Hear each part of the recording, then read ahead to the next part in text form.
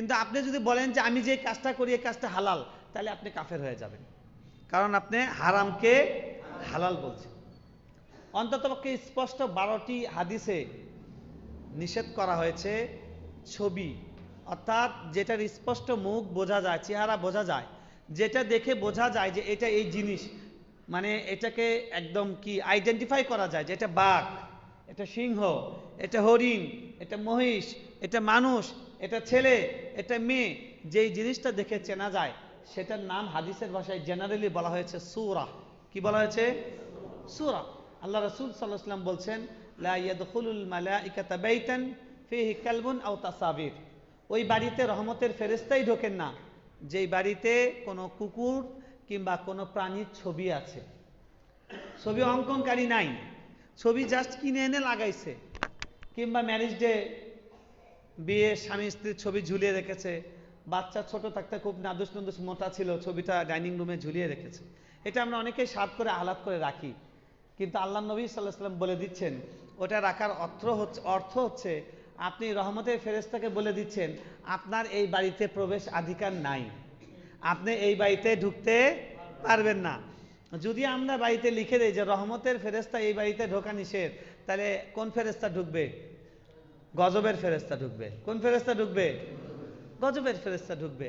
এখন আপনি হুজুরের কাছে যদি এসে তাবিজ পড়া চান আর পানিতে ফু দিয়ে নেন যে আমার বাড়িতে যাতে শান্তি নাজিল হয়, আসবে? শান্তিতে কাজ হবে? আমরা না জানার কারণে এই কাজগুলো করছি কি করছি না?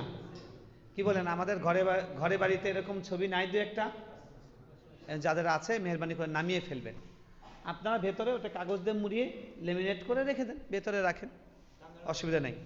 যখন খুব স্মৃতি বেশি মনে পড়ে ওটা বের করে দেখেন। টাঙানো যাবে না, এটা দেখা যায় এরকম ইয়ে করা যাবে না। তো এটা যে ঝুলিয়ে রেখেছে সেটারই গুনাহ যে সেখানে ফেরেশতা ঢুকবে না। এবং আল্লাহ নবী সাল্লাল্লাহু আলাইহি ওয়াসাল্লাম বলছেন কিয়ামতের দিন সবচেয়ে কঠিন আযাব যাদের হবে তার মধ্যে একটা হলো আল মুসাব্বিরুন, যারা চিত্র অঙ্কন করে। সুতরাং যারা অঙ্কন করে, যারা এটাকে প্রতীক রূপ দেয়, এটাকে বিভিন্নভাবে যে কোনোভাবে রূপ দেয়, শুক্রবার আমি বলেছিলাম যে তামা দিয়ে হোক, মাটি দিয়ে হোক, পাথর দিয়ে হোক, যেটা দিয়েই হোক, এটাকে রূপ দান করে, এটা হলো একটা স্পষ্ট একটা কবিরা গুনাহ। পৃথিবীর সমস্ত দেশের মুসলমান রাষ্ট্রনায়ক যারা আছেন তারাও যদি এই কাজ করেন, এই কবিরা গুনাহটা এটা হালাল হয়ে যাবে না, ঠিক কিনা? সুদ খাওয়া যে কবিরা গুনাহ, এটা কোনো মুসলমান কি জানে না? এরকম আছে? সুদ খায় না এরকম কয়টা বাড়ি আছে? ডাইরেক্ট ইনডাইরেক্ট সুদের বাইরে খুব কম মানুষ আমরা আছে, এটা কঠিন। ব্যাংকের সাথে লেনদেন সবারই কম বেশি আছে। এজন্য কি সুদ হালাল হয়ে গেছে? কি বলেন? এজন্য কি সুদ হালাল হয়ে যাবে? হারামটা হারামই থাকবে। কেউ মনে করেন যে একটা সিগারেট, এটা কি স্বাস্থ্যের জন্য উপকারী না অপকারী? এখন তো সাংবিধানিকভাবে সিগারেট নিষিদ্ধ না, নিষিদ্ধ হলে তো তাহলে সিগারেটের উৎপাদন বন্ধ করে দিত। সিগারেট নিষিদ্ধ না, এটা বৈধ। তো এখন যেই লোক সিগারেট খায় উনি কি মনে করে যেটা আমার স্বাস্থ্যের জন্য উপকারী? কি বলেন? উপকারী মনে করে? উনি ওনার নফসের সাথে পারেন না, নেশাটা দমন করতে পারেন না, এই জন্য খান। কিন্তু উনি কিন্তু জানেন যে স্বাস্থ্যের জন্য ক্ষতিকর। যে কোনো মুহূর্তে উনি এটা জানার কারণে যে কোনো মুহূর্তে উনি যখন নিজের মনের উপর বিজয়ী হবেন এটা ছেড়ে দিবেন। অধিকাংশ মানুষ আল্লাহর রহমতে শেষ বয়সে সিগারেট খাওয়া ছেড়ে দেয়, ঠিক না? এটা কি কারণে ছেড়ে দেন? কারণ উনি আগের থেকে জানেন যে কাজটা ঠিক না, আমি করছি এটা, আমি নিজের সাথে পারছি না। কিন্তু যদি কেউ মনে করে যে সিগারেট খাইলে আমার অনেক উপকার, তাহলে এই লোকের সিগারেট ছাড়ার সম্ভাবনা আছে? এই জন্য হারাম যদি পৃথিবীর সবাই মিলেও করে তাহলে হারামটা হালাল হয়ে যাবে না, হারাম কি থাকবে? হারামই থাকবে। এখন আমি যদি হারামকে হারাম বলি, এই কারণে যদি বলেন যে এই লোক পাকিস্তানি, এই লোক হেফাজতি, এই লোক জামাতি, এই লোক মৌলবাদী, এই লোক জঙ্গি, তাহলে আপনাদেরকে আমার একটা কথা বলার আছে, সেটা হলো ইন জেনারেল যে কাউকে যদি নাস্তিক বলা হয়, আমাদের দেশের মানুষগুলো যারা মসজিদে আসে না, যারা বিভিন্ন সময় জেনে না জেনে ইসলাম বিরোধিতার সঙ্গে লিপ্ত হন, তারা খুব রাগ করেন যে আমার মা তো নামাজ পড়ে, আমার আব্বা তো নামাজ পড়ে, আমার বউ নামাজ পড়ে, আমি না হয় গঞ্জিকা সেবন করি, বোতল খাই, কিন্তু ওনারা তো নামাজ পড়ে, আমি তো মুসলমান, আমারে কি লেগে আপনারা নাস্তিক বলেন? খুব রাগ করেন। আপনি তো আমাকে নাস্তিক বলতে পারেন না, ঠিক আছে আপনাকে নাস্তিক বলবো না, আপনি তো ঢালাওভাবে সবাইকে বলে দিচ্ছেন বাংলাদেশ বিরোধী। ব্যারিস্টার সুমন দেখলাম উনি বক্তব্যে বলছেন যারা এটাই বিরোধিতা করবে তারাই রাজাকার, তারাই বাংলাদেশের বিপক্ষে। কত বড় গর্দভের মতো একটা কথা, ঠিক কি ঠিক না? এই বাংলাদেশে এখন যারা মুক্তিযোদ্ধা ভাতা পান, হাজার হাজার মুক্তিযোদ্ধা এখনো জীবিত আছেন, আল্লাহ তাদেরকে সুস্থভাবে নেক হায়াত দান করেন, বলেন আমিন। এই মহান বীরগণ যারা এখনো বেঁচে আছেন, এদের অধিকাংশকে আপনারা দেখেন, বিভিন্ন সময় অনুষ্ঠানে আমরা দেখি, দেখা যায় খুব দু একজন আছে যাদের মুখে দাড়ি নাই, অধিকাংশ দাড়িওয়ালা, ঠিক কি ঠিক না? কিন্তু রাজাকারের ছবি দেখলেই দেখায় দাড়িওয়ালা। তো দাড়িওয়ালা লোক, দাড়ি হয় মানুষের কখন? বয়স কম থাকলে না বেশি থাকলে? তা শয়তানি বদমাইশি, মহিলা সাপ্লাই দেওয়া আর মহিলা নিয়ে শয়তানি করা, এগুলো কি যুবকরা করে না বুড়া লোকরা করে? বুড়া লোকের কিছু আছে ওটা করবে? তো এখন যে বারবার করে রাজাকার বলতেই এই দাড়ি টুপিটা দেখায়, এটার মানে আপনারা বোঝেন? এটার মানে হচ্ছে ইসলামের প্রতি একটা অশ্রদ্ধা তৈরি করা, ঠিক কি ঠিক না? কোন রাজাকারের মুখে দাড়ি ছিল না, এখন সে দাড়ি রেখেছে, হতে পারে 71 সালে রাজাকার ছিল, এখন দাড়ি রেখেছে, হতে পারে, সেটা ভিন্ন জিনিস, ঠিক কিনা? যেমন ভাবে একজন ড্রাইভার ধরা পড়লো সিটি কর্পোরেশনের, যেই ড্রাইভার 12,000 কোটি টাকার দুর্নীতি করেছে, তো ওনার চেহারা বাইজিদ বোস্তামের মতো, দেখলে আমার ওস্তাদ মনে হবে, অবশ্যই আমার ওস্তাদ মনে হবে, আমার মতো তো সুটকা মুটকা হুজুর তো মনে হবেই না, আমার বড় রকমের ওস্তাদ মনে হবে, কিন্তু এত বড় দাড়ি। তো এখন কি সব দাড়িওয়ালা দুর্নীতিবাজ হয়ে গেছেন? আমাদের স্বাধীনতার মহান স্থপতি, বাংলাদেশের জাতির জনক বঙ্গবন্ধু, তার বাবা, আপনারা তার ছবি দেখেছেন? শেখ লুৎফুর রহমান, তার ছবি দেখেছেন আপনারা? একদম দাড়িওয়ালা বুজুর্গ মানুষ। ওনার বইয়ের মধ্যে আছে, আপনারা পড়ে দেখেন। আমি এই কথাগুলো এই জন্য বলছি যে আমাদের ইমানগুলো কিভাবে নষ্ট হয়ে যায় আবেগের মধ্যে দিয়ে, আমরা টের পাই না। আমরা বিষয়টাকে মনে করি রাজনীতি, কিন্তু এটা তো আমার ইমানের সাথে সম্পর্ক। হারামকে হারাম মনে করতেই হবে, এটা আমি মানতে পারি না, সেটা ভিন্ন কথা, কিন্তু হারামকে হারাম মানতেই হবে। সুদ সব ব্যাংক করছে, প্রফেশনাল সবগুলো ব্যাংকে সুদ আছে, সুদি কারবার চলছে। এই জন্য আপনি যদি বলেন যে না সবাই তো সুদ খায়, আমরা সারা পৃথিবী সুদের উপর চলছে, আপনি সুদকে হারাম বলেন কেন? আপনার ইমান থাকবে? এখন আমরা বলছি যে মূর্তিকে মূর্তি, আমরা বলছি ইসলামের চিত্র অঙ্কন করা হারাম, এটা সব কিতাবে লেখা আছে, 1400 বছর ধরে লেখা আছে, এটা তো কোনো নতুন কথা না। এই কথা বলার কারণে যদি আমাদেরকে বলেন যে আমরা মৌলবাদী হয়ে গেছি, আমরা রাষ্ট্রদ্রোহী হয়ে গেছি, তাহলে এটা আপনাদের বোঝার ভুল, আপনাদের অজ্ঞতা, কিংবা কারো ষড়যন্ত্র, ঠিক কি ঠিক না? আমাদের ইমানের ব্যাপারে আমরা কোনো ঝুঁকি নিতে রাজি না। এই জন্য আমাদেরকে ইমান শিখতে হবে, ইমান জানতে হবে।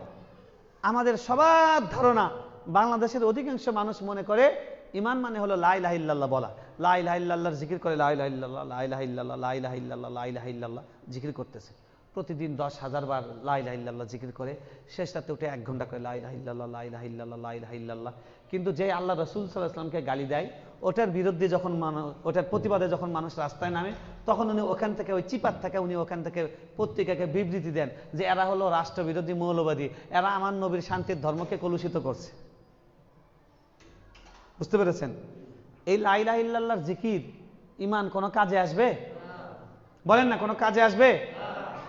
আরে মুহাম্মদ সাল্লাল্লাহু আলাইহি ওয়াসাল্লামের নাম বেঁচে খাইলেই কি কেউ উম্মত হয়ে যায়? আপনারা সারা বছরের জীবনে কয়বার মিলাদ করছেন, কয়বার কিয়াম করছেন? রাসূল সাল্লাল্লাহু আলাইহি ওয়াসাল্লামের আপন চাচা আবু তালেব, তিনি আল্লাহর নবী সাল্লাল্লাহু আলাইহি ওয়াসাল্লামকে যে পরিমাণ হেল্প করেছেন, ইসলামের উপর তার যে অবদান, আমাদের অনেক লাখ, কয়েক লাখ মুসলমানেরও সেই অবদান নাই, ঠিক কি ঠিক না?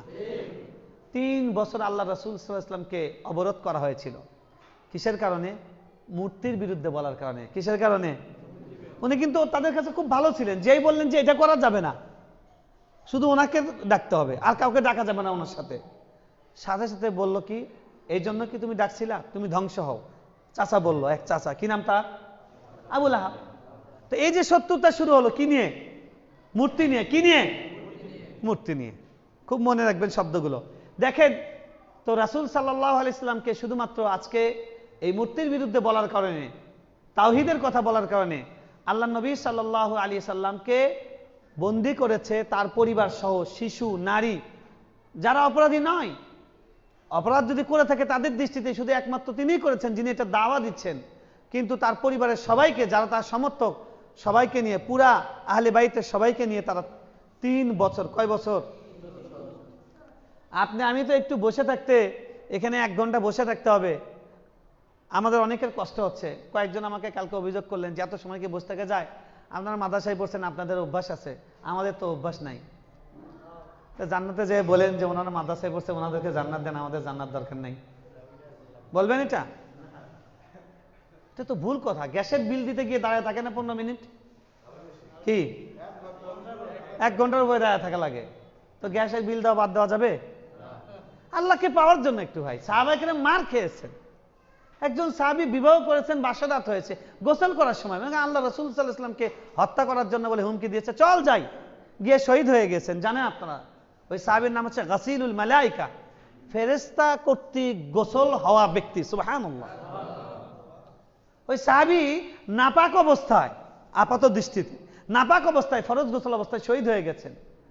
আল্লাহ বলছেন সে তো আমার জান্নাতের এমন গেস্ট, গোসল করার সময় পায় না, আমি তো তাকে গোসল ছাড়া আনবো না, ফেরেশতাদেরকে পাঠিয়ে দিয়েছেন, ফেরেশতারা গিয়ে তাকে গোসল করেছেন। সুবহানাল্লাহ। আল্লাহ নবী সাল্লাল্লাহু আলাইহি ওয়াসাল্লামের ভালোবাসা, ঈমান, তাদের ঈমানটা কি পর্যায়ে ছিল যে গোসল করার সময় পায়নি। তারা আল্লাহ নবীর দ্বীনের প্রশ্নে কিরকম তারা অকুতোভয়, কিরকম তারা আপোষহীন, কিরকম তারা নিঃস্বার্থ ছিলেন, সেখানে আমরা একটু বসে থাকা আমাদের জন্য কষ্ট। কয়টা দিন? 3-4টা দিন। আমি তো আপনাদেরকে বলেছি যে সবচেয়ে বড় স্যাক্রিফাইস আমার করতে হচ্ছে, কারণ আমার যে কি পরিমাণ শিডিউল, আমার অফিসে যাওয়া লাগে, ক্লাস করার লাগে, কয়েকটা মাদ্রাসায় ক্লাস করাই। আমি থেরাপি দেওয়া শুরু করেছিলাম কোমর ব্যথার জন্য, আপনারা জানেন যে আমার ব্যথা অনেক, আমি কালকে দিতে পারি নাই, বোধহয় এটা চলাকালীন দেবো না, আজকে সিদ্ধান্ত নিয়েছি, সময় পাবো না।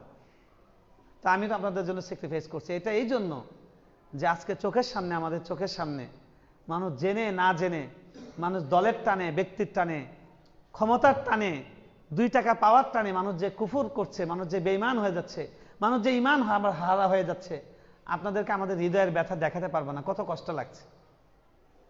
উলামায়ে কেরাম বারবার করে বলছেন, আমরা আপনাদের শত্রু নয়, আমরা আপনাদের ভালো চাই, আমরা আমাদের দেশের জন্য যারা জীবন দিয়েছেন সবার ভালো চাই।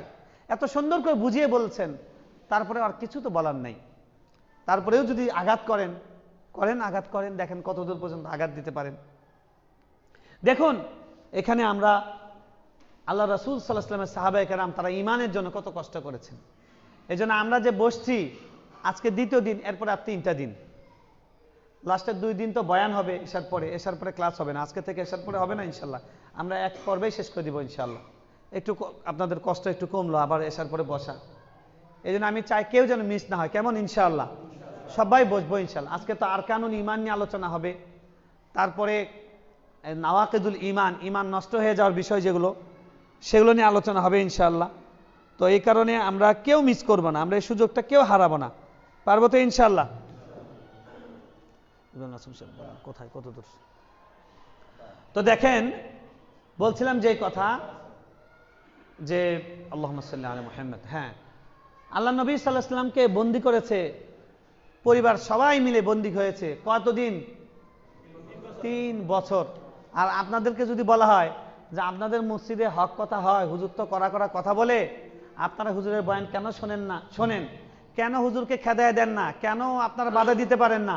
শাস্তি স্বরূপ আপনাদেরকে 1 সপ্তাহ বন্দী রাখা হবে, 1 সপ্তাহ বন্দী রাখা হবে। 1 সপ্তাহ যদি বন্দী থাকতে পারেন, তাহলে আপনাদেরকে পরের শুক্রবার আপনাদেরকে বয়ান শুনতে দেওয়া হবে, নামাজ পড়তে দেওয়া হবে, নাহলে দেওয়া হবে না। আমার তো খুব সন্দেহ কয় % লোক বলবে যে 1 সপ্তাহ আমরা বন্ধ করে রাখ তোর বয়ান। ঠিক কি ঠিক না? ঠিক কি ঠিক না? মাঝে মাঝে একটু হালকা পাতলা ঝড় বাতাস আসে, আমরা টের পাই।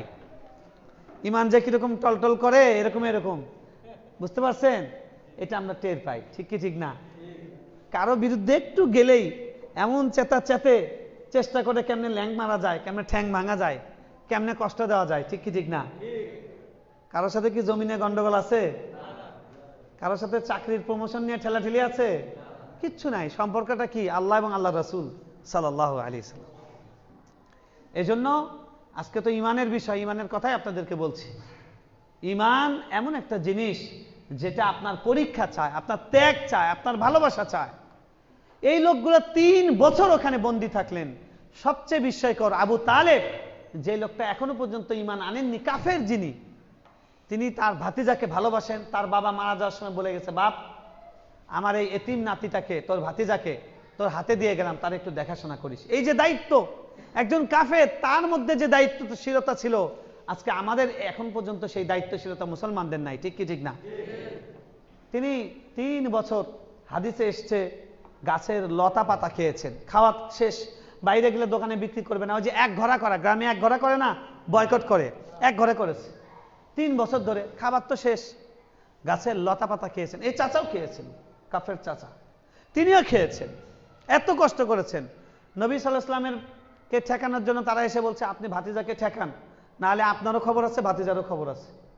উনি বলছেন, আমি আমার ভাতিজাকে যা বলার বুঝাইছি, এরপরে তাকে আমার বোঝানোর আর কোনো ক্ষমতা নেই, তোমরা যা পড়া করো গা।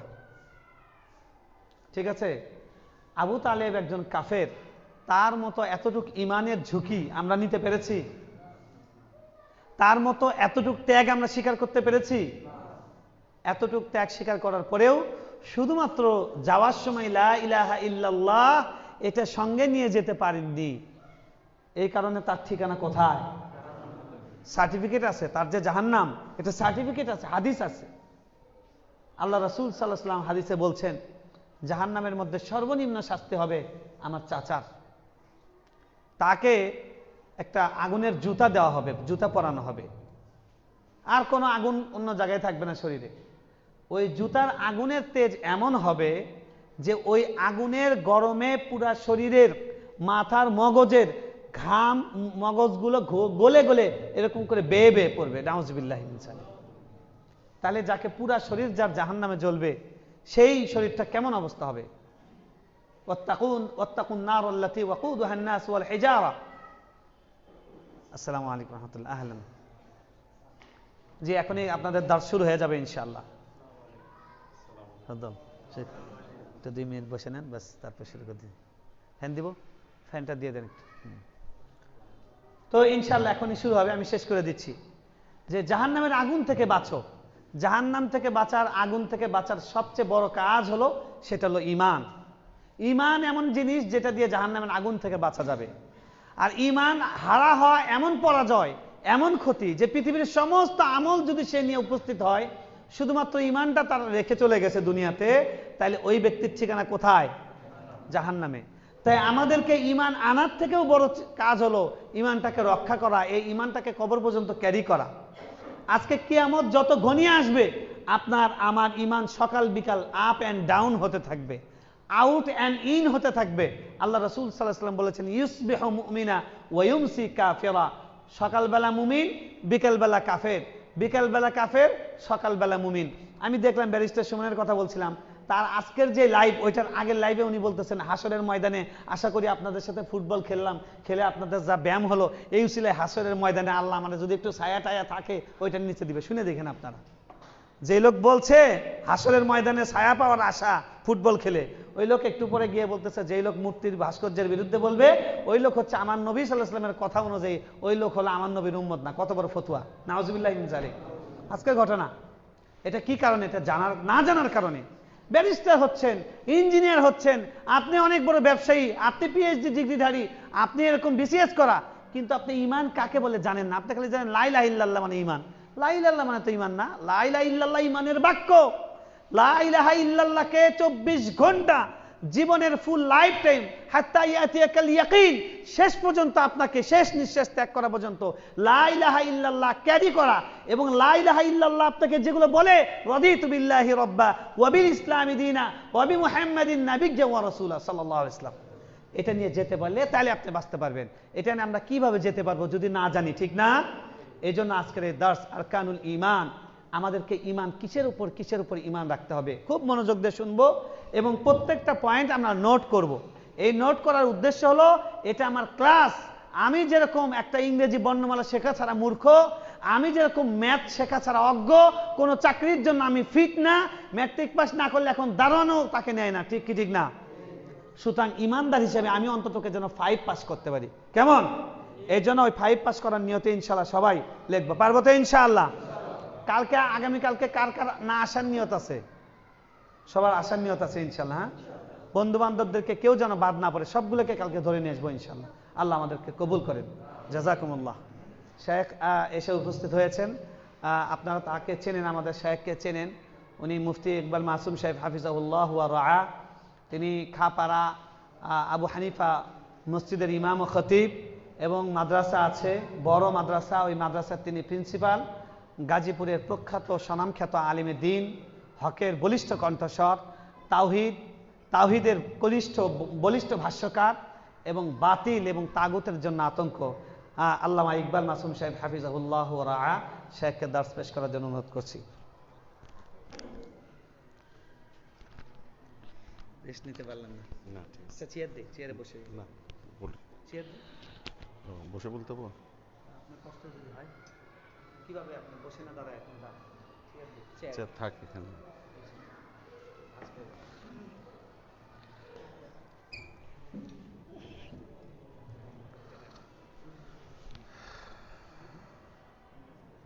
আচ্ছা, না না, দেরি হয়েছে।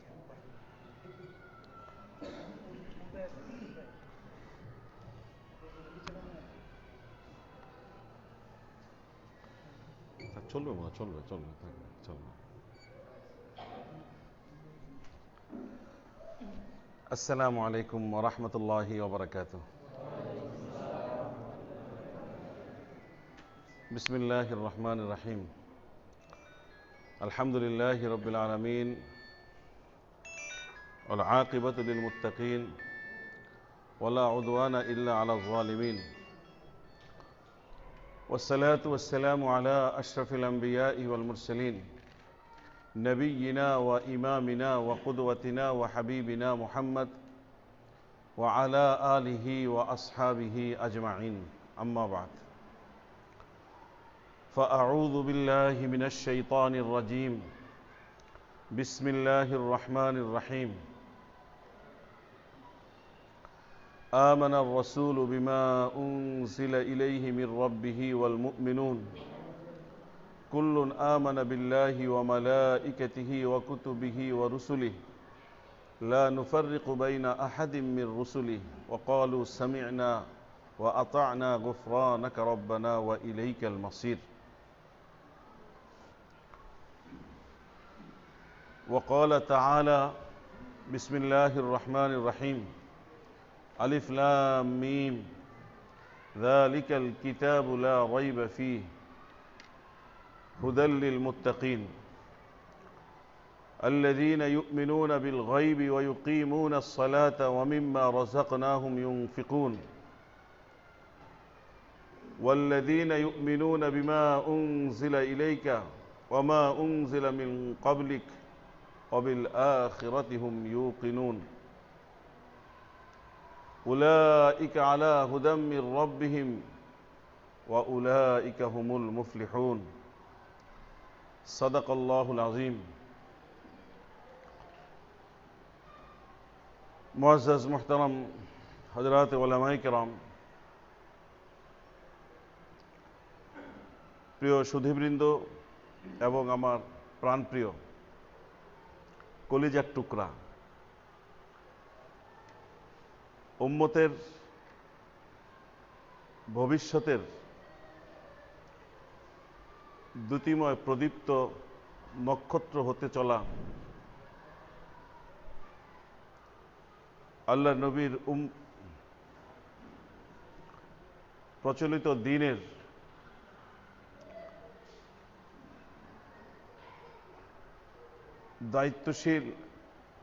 দায়িত্ব নিতে যাওয়া তরুণ সমাজ, আমার প্রাণপ্রিয় সন্তান তুল্য, সহি আকীদা লালনকারী, সহি আকীদার স্পর্শে আসতে থাকতে, অবিচল থাকতে প্রচেষ্টায় নিয়োজিত আমার যুবক ভাইরা, অত্যন্ত উৎসাহব্যঞ্জক, খুবই আনন্দের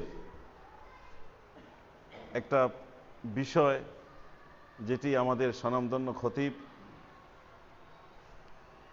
আমাদের বয়সে ছোট কিন্তু কাজে অনেক অগ্রগামী, অনেক বড়, এবং আমাদের জন্য কেমন যেন একটা পথ চলার আদর্শ হতে যাওয়া এই খতিব সাহেব যে প্রোগ্রাম গ্রহণ করেছেন এবং যে সুন্দর করে তার প্রোগ্রামগুলোকে তিনি সেট করেছেন, আশা করা যায় যে ওয়ারেসে নবীর দায়িত্ব পালনে অনেকটাই তিনি এগিয়ে গিয়েছেন।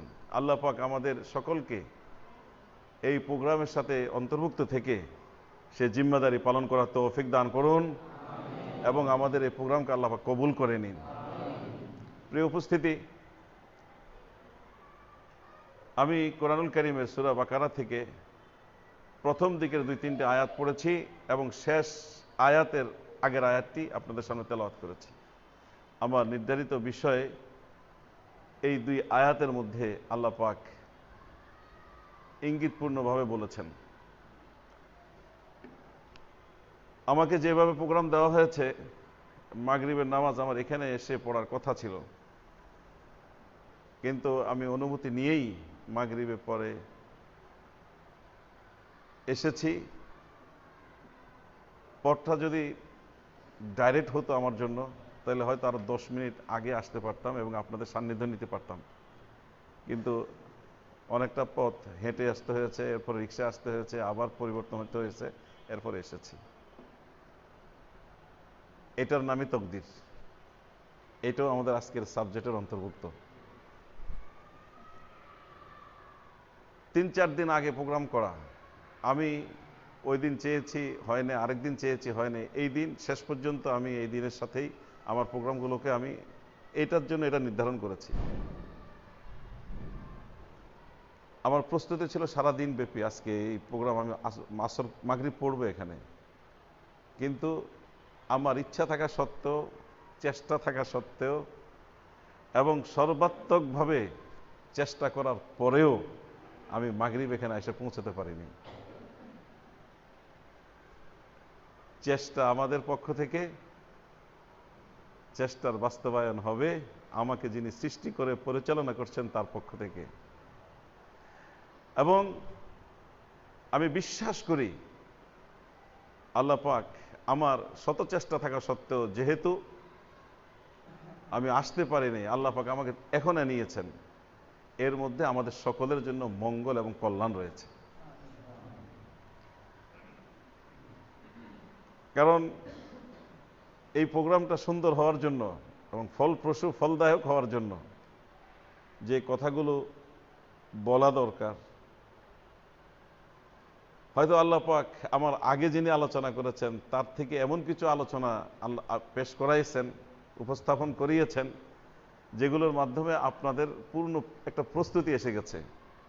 এখন মূল সাবজেক্ট নিয়ে আমি আলোচনা করলে হয়তো আপনাদের জন্য ভালো হবে এবং আমার জন্য অনেকটা সুবিধা হবে, যে আমি আগের যে কথাগুলো অতীব জরুরি ছিল আমি হয়তো সেটা বলতে পারতাম না, অথচ আপনাদের জন্য প্রয়োজন এবং এই প্রোগ্রামের জন্য, প্রোগ্রাম ফলপ্রসূ হওয়ার জন্য প্রয়োজন।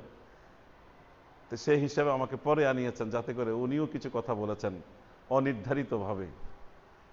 আমি বিশ্বাস করি এর মধ্যে কল্যাণ রয়েছে। এটাই আমাদের সাবজেক্টের একটা অংশ। প্রিয় উপস্থিতি, আপনারা হয়তো ঈমান সম্বন্ধে কিঞ্চিৎ ধারণা পেয়েছেন। ঈমান কাকে বলে? ঈমান আন্তরিক বিশ্বাসের নাম। একজন মুসলিম পরিবারে জন্ম নেওয়া ব্যক্তি মুসলিম পরিচয়ে পরিচিত হয়, তার ধর্মীয় পরিচয় থাকে সে মুসলিম।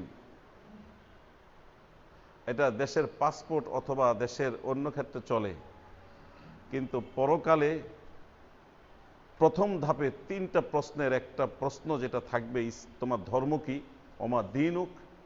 এই উত্তরে যদি প্রথাগত জন্মগত পরিচয় নিয়ে আমি কবরে যাই, আমি উত্তর দিতে পারবো না। ইসলাম কাকে বলা, ঈমান কাকে বলা হয়, সেটা যদি আমি লেখে মুখস্থ করে থাকি, সেই মুখস্থ বিদ্যা নিয়ে সেখানে যদি আমি যাই, অথবা আমাকে সাথে যদি লিখে দেওয়া হয়, টেপ রেকর্ডারে ট্যাপ করে যদি দেওয়া হয় এবং হাই থ্রটের ইন্টারনেট লাইন যদি সেখানে সংযোগ করে দেওয়া হয়, কোনোটাই আমার কোনো কাজে আসবে না। আমি মুখস্থ করলেও পারবো না। সংজ্ঞা আমি সারা জীবন মুখস্থ করেছি, প্রতিদিন 10 বার করে পড়েছি, কিন্তু সেখানে এই সংজ্ঞা, এই পরিচয়ে আমি উত্তর দিতে পারবো না। ইসলাম অনুশীলনের নাম, ধারণের নাম, ঈমান ধারণের নাম। তাই মৌলিক কিছু বিষয় যেগুলোকে আমাকে বিশ্বাস করতে হবে, এই বিশ্বাস এবং নিচ্ছিদ্র বিশ্বাস, অটল বিশ্বাস, দৃঢ় বিশ্বাস, এই বিশ্বাসকে কোনো আঘাতে পরাজিত করতে পারবে না। আমি চোখে যদি দেখি আমার বিশ্বাস কোরআন সুন্নাহ মোতাবেক বিশ্বাসের পরিপন্থী একটা ঘটনা ঘটে যাচ্ছে, কিন্তু কোরআন সুন্নাহ বলে যে না এটা নয়, এই বিশ্বাস তোমায় করতে হবে, আমি আমার বাহ্যিক চক্ষু দ্বারা দেখা দৃশ্যের প্রতিকূলে গিয়ে যে বিশ্বাস, আমার বিশ্বাসের প্রতিকূলে যে ঘটে যাওয়া ঘটনাগুলো যদি হয়ে যায়, এমন এক পর্যায়ে যদি আমি যে পড়ি, তাহলে ওই ক্ষেত্রে আমার বিশ্বাস নষ্ট হবে না। এমন বিশ্বাসের নাম হলো এজানে জাহাজেম, এমন বিশ্বাস ধারণের নাম হচ্ছে ঈমান।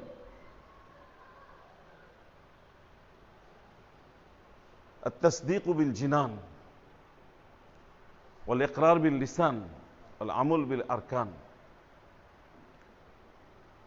যে বিষয়গুলোতে আমি বিশ্বাসী হব, সেই বিষয়গুলো অন্তরে আমার ঠিক সেইভাবেই থাকবে।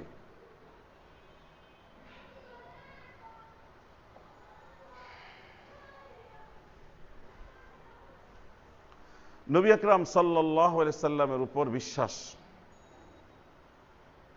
নবী যা বলেছেন সেগুলোকে বিশ্বাস করি,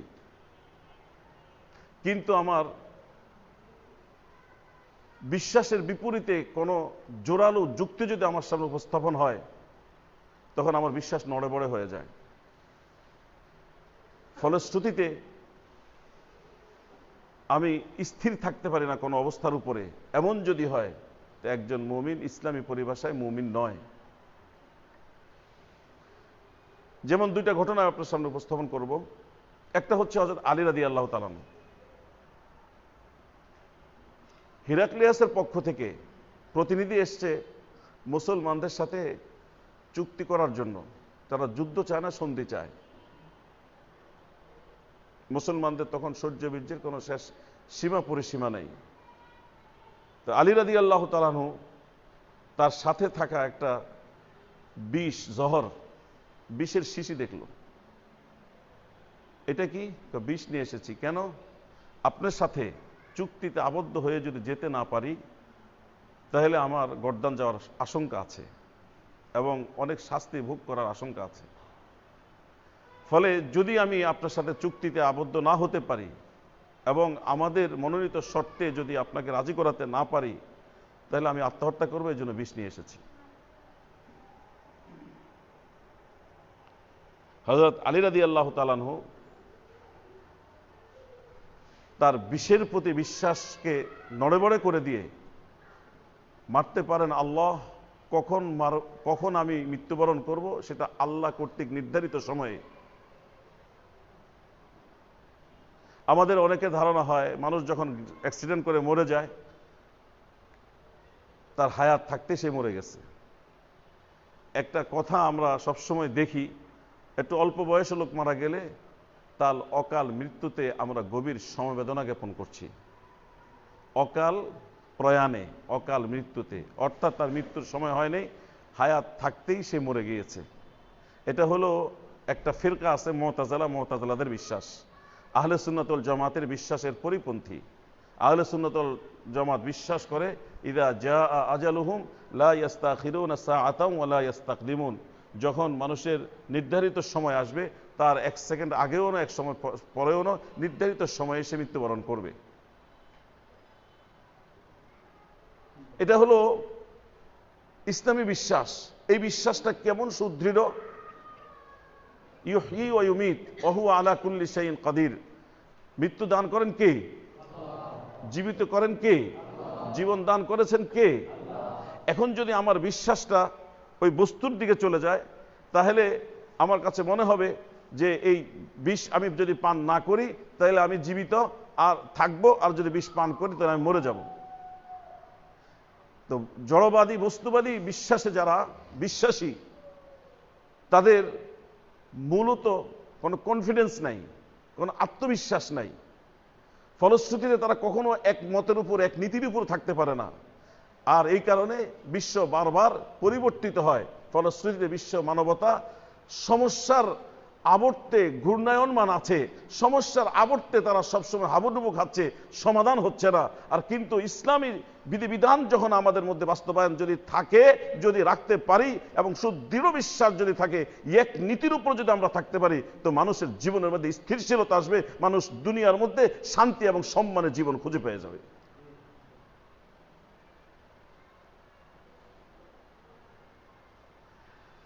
আলী রাদিয়াল্লাহু তাআলা আনহু তৎকালীন সময়ের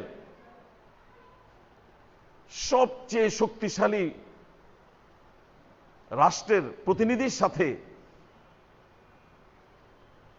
চুক্তি করার আগে আলী রাদিয়াল্লাহু তাআলা তার শক্তির উৎসটা দেখালেন, যে তোমরা আজকে যেগুলোকে তোমাদের স্থিতিশীলতা, তোমাদের সাম্রাজ্যের স্থিতি, যে জিনিসগুলোকে মনে করছো জড়বাদী বস্তুবাদী বিশ্বাসী হয়ে তোমরা নিজেদেরকে যেভাবে অগ্রসরমান মনে করছো, আমাদের কাছে এগুলোর 2 পয়সারও মূল্য নাই। বরং তুমি দেখো আমাদের বিশ্বাসের পারদ কোন জায়গায়, এবং আমরা কার উপরে বিশ্বাসী হওয়ার পরে আমরা সারা বিশ্বকে জয় করার স্বপ্ন দেখি, দুনিয়াতে সফল হওয়ার স্বপ্ন দেখি, এবং পরকালেও সফল হওয়ার স্বপ্ন দেখি। আমাদের বিশ্বাসের উৎস কোথায়, আমাদের শক্তির উৎস কোথায়, আমরা কোথা থেকে পরিচালিত হই, কার উপর আমরা আস্থা রেখেছি, কার উপর ভরসা করেছি, এটা একটু দেখো। তিনি পড়লেন বিসমিল্লাহিল্লাযী লা ইয়াদুররু মা ইসমিহি শাইউন ফিল আরদি ওয়ালা ফিস সামাই ওয়া হুয়াস সামিউল আলীম। আল্লাহর নামে কোনো বস্তু কারো কোনো ক্ষতি করতে পারে না। এই বিশ্বাসী হয়ে হযরত আলী রাদিয়াল্লাহু তাআলা এই দোয়া পড়ে পুরাটা শিশির বোতল তার মুখের মধ্যে ঢেলে দিলেন। বলেন, এবার আসো, তুমি কি বক্তব্য দিতে চাও, বক্তব্য দাও। সুবহানাল্লাহ বলি। আলী রাদিয়াল্লাহু তাআলা কোনো ভাবান্তরই হলো না, কোনো পরিবর্তনই হলো না। তিনি আগে যে অবস্থায় ছিলেন ঠিক একই অবস্থায় আছে। এই বিশ্বের কোনো ক্রিয়া তার উপরে প্রতিফলিত হয়নি। ফলশ্রুতিতে আলী রাদিয়াল্লাহু তাআলা তার শক্তির উৎসটা যখন আল্লাহ সুবহানাহু ওয়া তাআলার উপর বিশ্বাসের দৃঢ়তা কত মজবুত এবং তার অবস্থানটা কত গভীরে প্রথিত, এটা যখন দেখাই দিল, তখন সে তো এমনি ভেবাচাকা খেয়ে গেছে। এখন সে আর শর্ত দিবে কি? আলী রাদিয়াল্লাহু তাআলা যত শর্ত দেয় সবগুলো শর্ত সে মেনে নিতে বাধ্য হয়ে যাচ্ছে।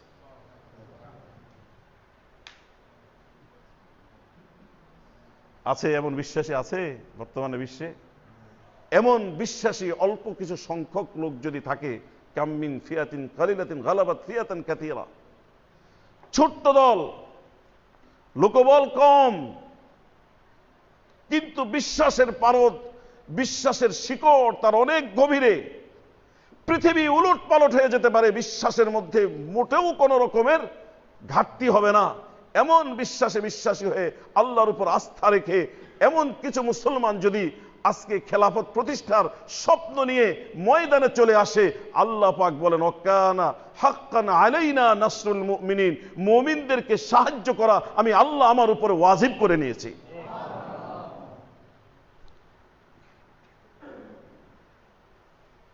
বদর যুদ্ধে মুসলমানরা যে সৈন্যের মোকাবেলা করতে গিয়েছে, প্রতিপক্ষ 950 জন যোদ্ধা। তৎকালীন সময়ে বিশ্বের নিউক্লিয়াস ম্যাগনেট যাদেরকে পৃথিবীর ইতিহাসে ধরা হয়, তার মধ্যে আবু জাহেল ছিল একজন। আবু জাহেলের মূল নাম আবুল হেকাম,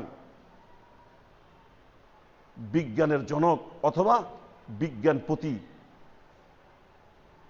জ্ঞান বিজ্ঞান প্রজ্ঞার খনি যাকে অভিহিত করা হয়। এবং পৃথিবীর ইতিহাসকে যদি রচনা করা হয়, বস্তুবাদীরা রচনা করতে গিয়ে এই পৃথিবীর ইতিহাসে মেধাসম্পন্ন যে সমস্ত লিডার অতিবাহিত হয়েছে, তাদের যদি তালিকা করে, আবু জেহেলের নাম অবশ্যই উপরের দিকে থাকবে। কথা ঠিক না বেঠিক? কারণ আবু জেহেল এর মোকাবেলায় আল্লাহ তাআলা কাকে পাঠিয়েছেন? মহানবী সাল্লাল্লাহু আলাইহি সাল্লামকে।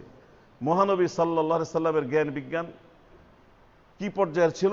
তিনি বলেন, উতীতু ইলমাল আউয়ালিন ওয়াল আখিরিন, আমাকে পূর্ববর্তী এবং পরবর্তী সকলের যত জ্ঞান আল্লাহ পাক দুনিয়াতে দিয়েছেন, সকলকে যে পরিমাণ জ্ঞান দেওয়া হয়েছে, আমাকে এককভাবে এই পরিমাণ জ্ঞান আল্লাহ পাক এককভাবে দান করেছেন।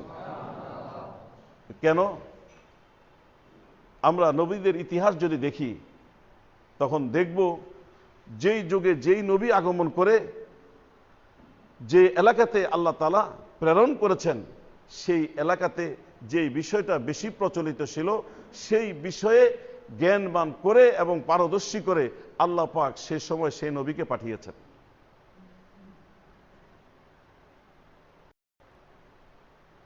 আমি কিন্তু আমার বিষয়বস্তুর মধ্যে আছি, একটু অবিন্যস্ত আলোচনা, কিন্তু একটু খেয়াল করতে হবে। আর এখন আমি ভূমিকার মধ্যে আছি, তারপরেও ভূমিকাটাও আমার আলোচনার ভিতর অন্তর্ভুক্ত, একটু খেয়াল করেন মেহেরবানি করে। হযরত মূসা আলাইহিস সালামের সময় মানুষের মধ্যে জাদুবিদ্যার খুব বেশি প্রচলন ছিল। হঠাৎ করে মানুষকে এমন কিছু করে ভড়কে দেওয়া যে মানুষ ভেবাক চাকা খেয়ে যায়। একটা রশি এটা ছেড়ে দিল, সাপ হয়ে গেল, এরকম একটা অবস্থা। আল্লাহ পাক সুবহানাহু ওয়া তাআলা এই বিদ্যায় আরো বড় পারদর্শী করে এদের মোকাবেলার জন্য হযরতে মূসা আলাইহিস সালামকে প্রেরণ করলেন। ঈসা আলাইহিস সালামের সময় চিকিৎসা বিদ্যার খুব বেশি ব্যাপক প্রচলন ছিল, তারা অনেক জটিল জটিল রোগের চিকিৎসা দিতে পারত। আল্লাহ পাক হযরত ঈসা আলাইহিস সালামকে এই ক্ষেত্রে এমন কিছু বিশেষ জ্ঞান দান করলেন, তিনি এসে এই পর্যন্ত, আজও পর্যন্ত মেডিকেল সায়েন্সের এত অগ্রগতি সত্ত্বেও আজও পর্যন্ত মাতৃগর্ভ থেকে অন্ধ হয়ে জন্ম নেওয়া ব্যক্তিকে এই পর্যন্ত কেউ চক্ষু আলো দিতে পারে নাই, দৃষ্টির আলো এখনো পর্যন্ত কেউ দিতে পারে নাই। আজও এখানে সারেন্ডার করে। হ্যাঁ, চক্ষু নিয়ে এসেছে একটা লোক, নষ্ট হয়ে গেছে কোনো কারণে, সেখানে জ্যোতি ফিরাতে পারে এমন উন্নতি সাধন করেছে মেডিকেল সায়েন্স। কিন্তু মাতৃগর্ভ থেকে একেবারে অন্ধত্ব নিয়ে যে দুনিয়াতে এসেছে, এর দৃষ্টিশক্তি দিতে পেরেছে, এই দাবি এখনো পর্যন্ত কেউ করতে পারেনি। আর তখনকার সময় তো কল্পনাই করা যায় না। হযরতে ঈসা আলাইহিস সালাম চিকিৎসা বিজ্ঞানের উৎকর্ষ যখন চলছিল, তখন এসে তিনি তাদেরকে পরাভূত করে তার শ্রেষ্ঠত্বকে, এবং তার শ্রেষ্ঠত্ব প্রমাণ মানে আল্লাহর শ্রেষ্ঠত্বকে, আল্লাহর কুদরতকে প্রমাণ করার জন্য আল্লাহ পাক তাকে এমন কিছু বিশেষত্ব দান করলেন, তিনি মাতৃগর্ভ থেকে আসা অন্ধ ব্যক্তিকে পুরা চক্ষুষ্মান করে দিতে পারতেন। কুষ্ঠরোগ ভালো হয় না। ওই যে আমরা সবসময় একটা দোয়া পড়ি, বিশেষ করে করোনার সময়, আল্লাহুম্মা ইন্নী আউযু বিকা মিনাল বারাসি ওয়াল জুনুনি ওয়াল জুযাম। এই জুযাম অর্থ হলো কুষ্ঠরোগ, পচন ধরে, এটা ভালো হয় না। হযরত ঈসা আলাইহিস সালামকে আল্লাহ পাক এমন পারদর্শিতা দিলেন, তিনি কুষ্ঠরোগেরও চিকিৎসা করতে পারতেন। আচ্ছা, এক জায়গায় যে সকল মানুষ যেখানে আজও পর্যন্ত পরাজিত, মৃত ব্যক্তির ভিতরে জীবন সঞ্চার করা, অর্থাৎ নির্জীবকে সজীব করে দেওয়া। হযরত ঈসা আলাইহিস সালামকে আল্লাহ পাক এমন কুদরত দিলেন, এমন মুজিজা দিলেন, তিনি একটা মাটির পুতুলের মতো করে বানাতেন। এখন তিনি বলতেন কুম বিইজনিল্লাহ, ফু দিতেন, এটা অনেক দূর উড়ে তারপর যা পড়ে যেত। সুবহানাল্লাহ। কবরের পাশে গিয়ে তিনি নাম ধরে আহ্বান ডাক দিলে সেই কবরস্থ ব্যক্তি দাঁড়িয়ে যেত। দেখাইয়া দিলেন যে তোমরা পৃথিবীরা বস্তুবাদীরা, বস্তুর উপর বিশ্বাসী হয়ে যে শক্তিতে বলিয়ান হয়ে তোমরা বড়াই করছো, এই শক্তির উৎস তো আল্লাহ পাক। সেই আল্লাহ সুবহানাহু ওয়া তাআলাকে তোমরা স্বীকার করো না, আর আমি সেই জিনিসটাকে আরো বেশি অগ্রসর হয়ে তোমাদেরকে বোঝানোর চেষ্টা করছি আমার কর্মবিধির মাধ্যমে, যে না, তোমরা যা করছো এটা তোমাদের আয়ত্তের কোনো বিষয় নয়, তোমাদের নিজস্ব গঠন করা, নিজস্ব প্রস্তুত করা বা নিজে সৃষ্টি করা কোনো বিষয় নয়, বরং আল্লাহ পাকের বিষয়টাকে তোমরা আবিষ্কার করে নিজের আঙ্গিকে প্রকাশ করছো মাত্র। যদি তোমাদের কোনো ক্ষমতা থেকেই থাকে, তাহলে আমি যেটা করছি এরকম একটা করে কিছু দেখাও।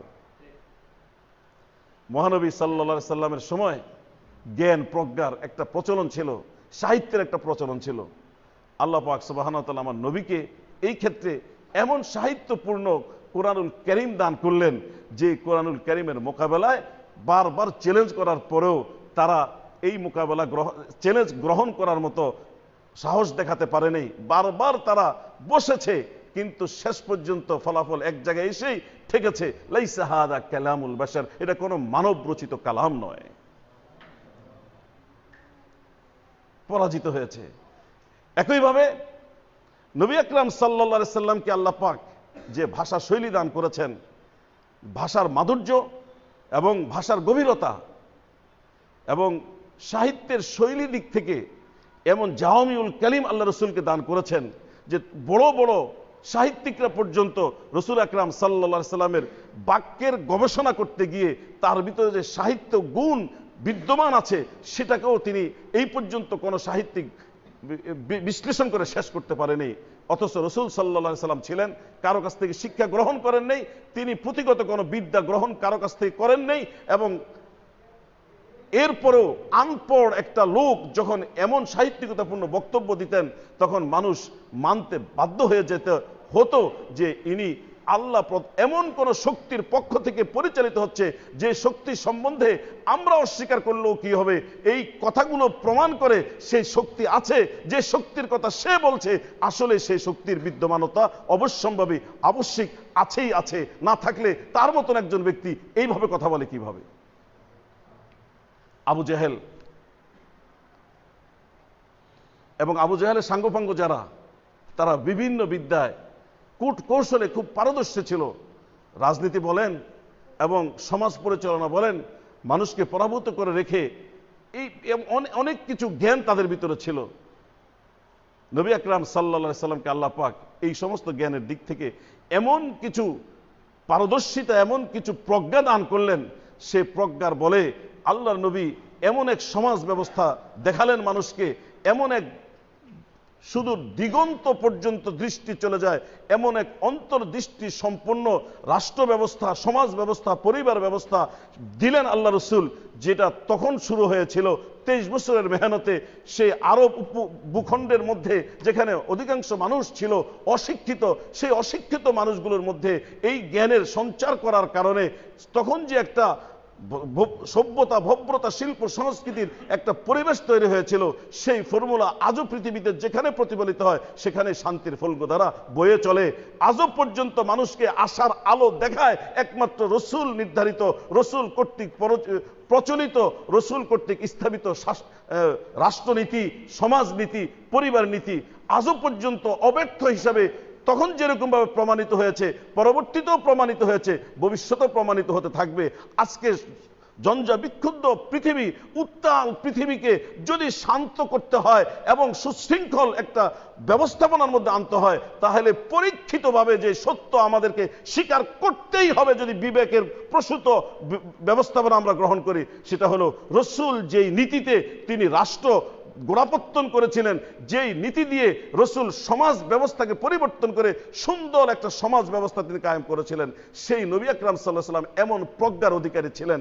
সেই প্রজ্ঞাময় রসুলের এই প্রজ্ঞার মাধ্যমেই রসুলের রেসালত প্রমাণিত, এবং তিনি আনপড় হওয়ার পরেও যেই প্রজ্ঞাটা পেয়েছেন, সেই প্রজ্ঞার উৎস হলো সমস্ত জগৎকে সৃষ্টিকারী পরিচালক আল্লাহ সুবহানাহু ওয়া তাআলা। যেই ধারণাটা মুসলমানরা লালন করে, সেই ধারণাটাকেই তিনি প্রমাণ করেছেন তার কর্মের মাধ্যমে।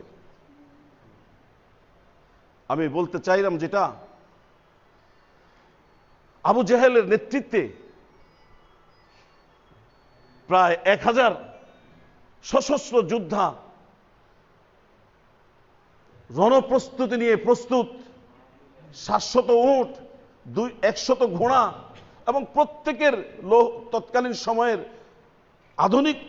সময়ের আধুনিক অস্ত্র প্রত্যেকের সাথে আছে।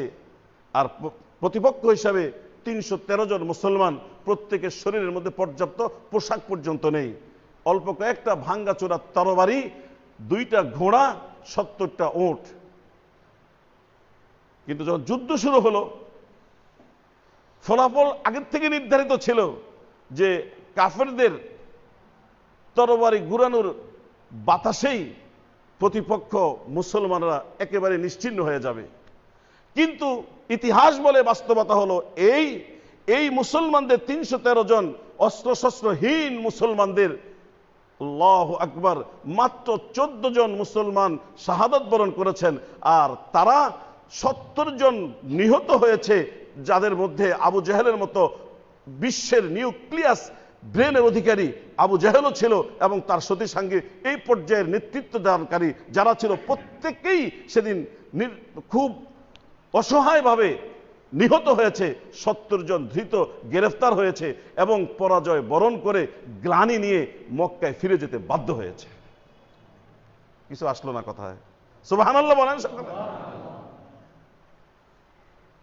এখন সশস্ত্র একটা বাহিনীর বিপক্ষে অস্ত্রহীন কিছু মানুষ, যাদের অধিকাংশই দুর্বল দেখতে, তারা কিভাবে বিজয় লাভ করলো, আর যাদের বিজয় হওয়ার কথা ছিল তারা কিভাবে পরাজিত হলো? এখানে পার্থক্য হলো বিশ্বাসের পার্থক্য। তারা বস্তুর উপর বিশ্বাসী ছিল, আর মুসলমানদের বিশ্বাস ছিল বস্তুর সৃষ্টিকর্তা, বস্তুর পরিচালনাকারী মহান রব্বুল আলামিন আল্লাহ পাকের উপর, যে আল্লাহ পাক আসমান জমিন সবকিছুকে সৃষ্টি করেছেন। এটা হলো ঈমানের শক্তি। আল্লাযীনা আমানু ওয়া লাম ইয়ালবিসু ঈমানাহুম বিযুলম উলাইকা লাহুমুল আমন ওয়া হুম মুহতাদুন।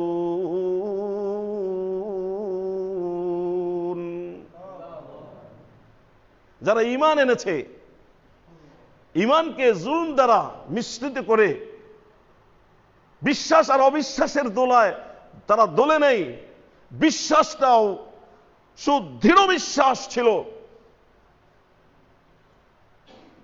সেই বিশ্বাসের জড় ছিল অনেক গভীরে।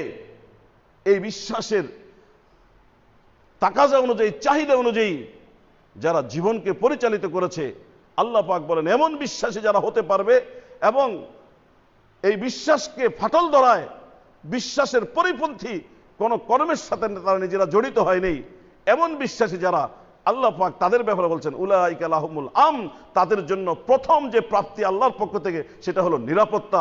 দুনিয়াতে তারা নিরাপদ হয়ে যাবে, পরকালও তারা নিরাপদ হয়ে যাবে। দুনিয়াতে নিরাপদ হবে কি? কারো প্রধানতা তাদের অবলম্বন করতে হবে না, কোন শক্তি তাদেরকে পরাজিত করতে পারবে না, কোন শক্তি তাদেরকে অধীন করতে পারবে না, তারা স্বাধীন থাকবে, সমগ্র বিশ্বকে তারাই নেতৃত্ব দিবে, বিশ্ব তাদের কর্তৃত্বে পরিচালিত হবে। এটা শুধু আমাদের থিওরিক্যাল কোনো কথা নয়, এই কথাটা বাস্তবতা লাভ করেছে মহান রব্বুল আলামিন। এই বাস্তবতা দেখিয়ে দিয়েছেন ওমর রাদিয়াল্লাহু তাআলা আনহুর সময়। তৎকালীন বিশ্বের পরাশক্তিগুলো সবগুলো পরাজিত হয়ে মুসলমানদের কর্তলগত হয়েছে, এবং যারা পরাজিত হয়তো যুদ্ধের সাথে জড়াই নেই, কিন্তু কর এবং জিজিয়া দিয়ে তাদেরকে বেঁচে থাকতে হয়েছে। কথা ঠিক না বেঠিক? উলাইকা লাহুমুল আমন। আর মুসলমানরা ছিল নিরাপদ। কেমন নিরাপদ? ওমর রাদিয়াল্লাহু তাআলা আনহু খোলা ময়দানে ঘুমাচ্ছেন, আর রোমান সম্রাটের গোয়েন্দা বিভাগ এসে ওমর রাদিয়াল্লাহু তাআলা আনহুকে দেখতে এসেছে। কি রাষ্ট্রনীতি সে অবলম্বন করে, তার শাসন নীতি কি দেখার জন্য এসেছে। আমাদের রাজা সম্রাটরা সব উপাদান থাকার পরেও তারা রাত্রে ঘুমায় না, থরথর করে কাঁপে। আর ওমরের মধ্যে কি আছে? তাকে যখন দেখি ছিঁড়া তালিওয়ালা, চাদর গায়ে তার, খাইতে যখন দেখি শুকনা রুটি আর খেজুর খায়, অথচ তার এত দবদবা, এত শান শৌকত। বিশ্বে ওমরের বাহিনী যেদিকে যায় সেখানেই বিজয় তারা লাভ করে আসে। জিজ্ঞেস করে ওমর কোথায়? ওমর প্রথমে এসে জিজ্ঞেস তোমাদের রাজা কোথায়, বাদশা কোথায়? সবাই এক বাক্যে বলে আমাদের কোনো রাজা বাদশা নাই, আমাদের একজন নেতা আছে, তিনি মদিনার উপকণ্ঠে গিয়েছেন জনগণের হাল ফুরসি করার জন্য, প্রজাদের অবস্থা পর্যবেক্ষণ করার জন্য। সে যায় দেখে ওমর গাছে বালিকার উপরে ঘুমোচ্ছে, এবং তার সে কি ঘুম, মানে অঘরে ঘুমোচ্ছে, কোনো পেরেশানি নেই। তখন সে দেখে বলল, এমন ব্যক্তি সমগ্র পৃথিবীর সকল রাজাবাদশারা যার ভয়ে নিজেদের নিরাপত্তা বেষ্টিত অবস্থার মধ্যে তটস্থ থাকে, তাকুনু হাদি হালাতুহু, আর তার অবস্থা হলো এরকম। ওয়ালাকিন্নাকা ইয়া ওমর আদালতা ফানিমতা, ও মালিকানা ইয়াজুর ফালা জারামা আন্নাহুম ইয়াবিতুনা খাইফান। হে উমর, তুমি ইনসাফ প্রতিষ্ঠিত করেছ, ন্যায় বিচার প্রতিষ্ঠিত করেছ, ন্যায়ানুগ পন্থা অবলম্বন করছ, যার কারণে তোমার ঘুম হচ্ছে, তুমি ঘুমোচ্ছ, নির্ভয়ে ঘুমোচ্ছ। আর আমাদের রাজা বাদশারা জুলুম আর অন্যায়ের নীতি গ্রহণ করেছে, ফলে তারা বিনিদ্র রজনী ভয়ার্ত অবস্থায় অতিবাহিত করবে। এতে আশ্চর্যের কি আছে, এতে বিচিত্রের কি আছে? উমর কি ইনসাফ করেছেন? প্রথম ইনসাফ হলো আল্লাহর সাথে তিনি আল্লাহর প্রতি বিশ্বাসী হয়েছেন, আল্লাহর প্রতি বিশ্বাস স্থাপন করেছেন যে এই জগৎকে সৃষ্টিকারী একজন স্রষ্টা আছে, তিনি একক, তার কোনো সমকক্ষ নাই, তার কোনো শরীক নাই।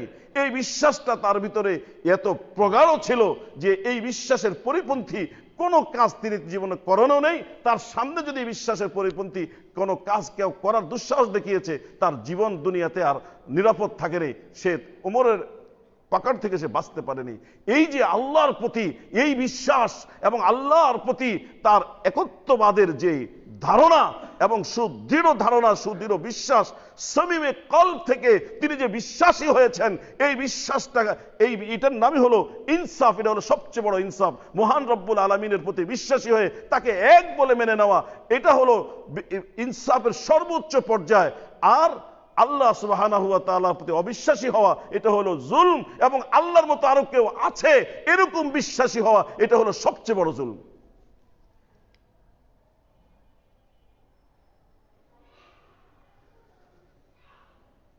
এমন ধরনের বিশ্বাস যদি আসে, তাহলে দুই তিনটা ঘটনার মাধ্যমে আমরা কি বুঝতে পারলাম যে এই পৃথিবীর মানুষের ভাগ্যের যে পরিবর্তন হয়, মানুষের যে অবস্থা উত্থান পতন হয়, এটা কি মানুষ নিজেই উত্থান পতনের নিজেই মূল কারিগর, নাকি অন্য কারো দ্বারা পরিচালিত হয়, ফলশ্রুতিতে তার কর্মদোষে তিনি উত্থান পতনের ব্যবস্থা করেন? কোনটা বুঝাচ্ছে? অন্য কেহ। এই অন্য কেহ যে তিনি হচ্ছেন আমাদের আল্লাহ।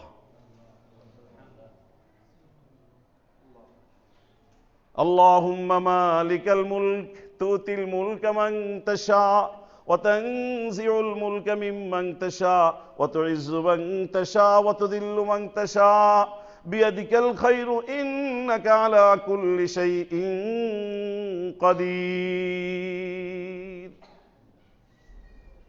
সমস্ত কিছু তার নির্দেশে পরিচালিত হয়, তবে তার কিছু নীতি আছে। সে নীতির আলোকে মানুষের কর্ম অনেক সময় তার পতনের কারণ হয় এবং মানুষের কর্ম তার উত্থানের কারণ হয়। সেটি মূল কারিগর হচ্ছেন আল্লাহ, মানুষ তার সামান্য একটু কারণ মাত্র। কার্যকারণের ভূমিকায় মানুষ, কিন্তু মূল কারিগর হচ্ছেন কে? আল্লাহ, অদৃশ্য শক্তি। সেই অদৃশ্য শক্তির উপর যারা বাস্তবিক অর্থেই বিলফেল বিশ্বাসী হতে পারে, নিশ্চিদ্র বিশ্বাস, সন্দেহাতীত বিশ্বাস এবং বিশ্বাসের অনুকূলে কর্ম আর বিশ্বাস যদি একত্রিত হয়, একত্রিত হওয়ার পর এরা যখন দুনিয়াতে যে দিকে যাবে, বিজয় তাদের পদচুম্বন করবে।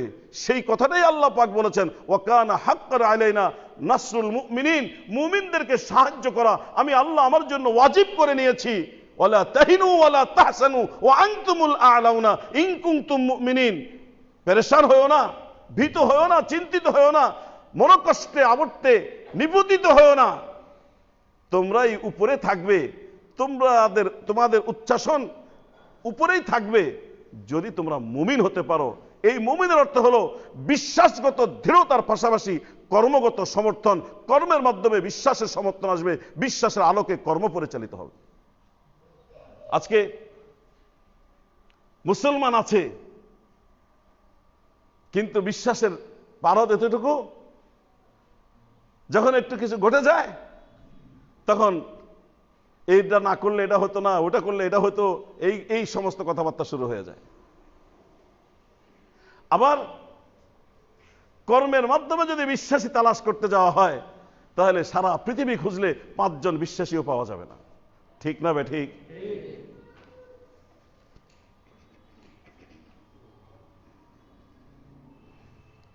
এই যে ঈমান, এই ঈমান হলো মহামূল্যবান সম্পদ, এই ঈমান হলো মহামূল্যবান দৌলত।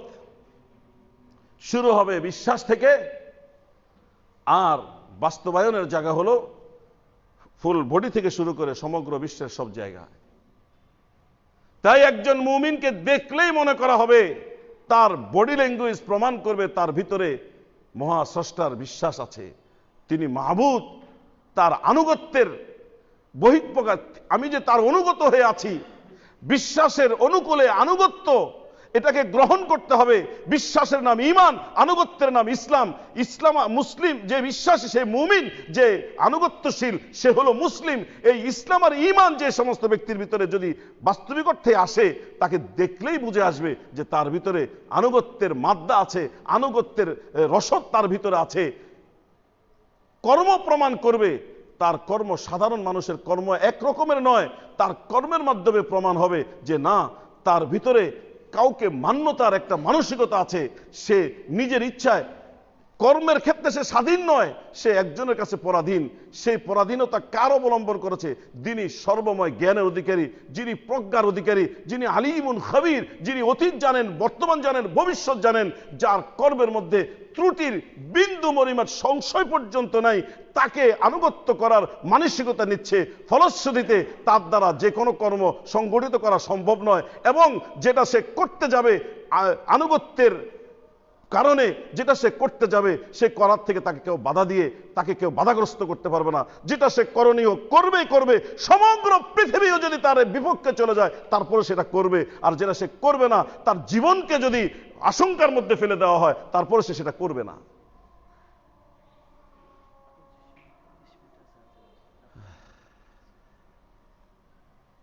এই হলো বিশ্বাসের মূল কিঞ্চিত মাত্র বিষয়। তো একজন মুমিন এই যে বিশ্বাসী হবে,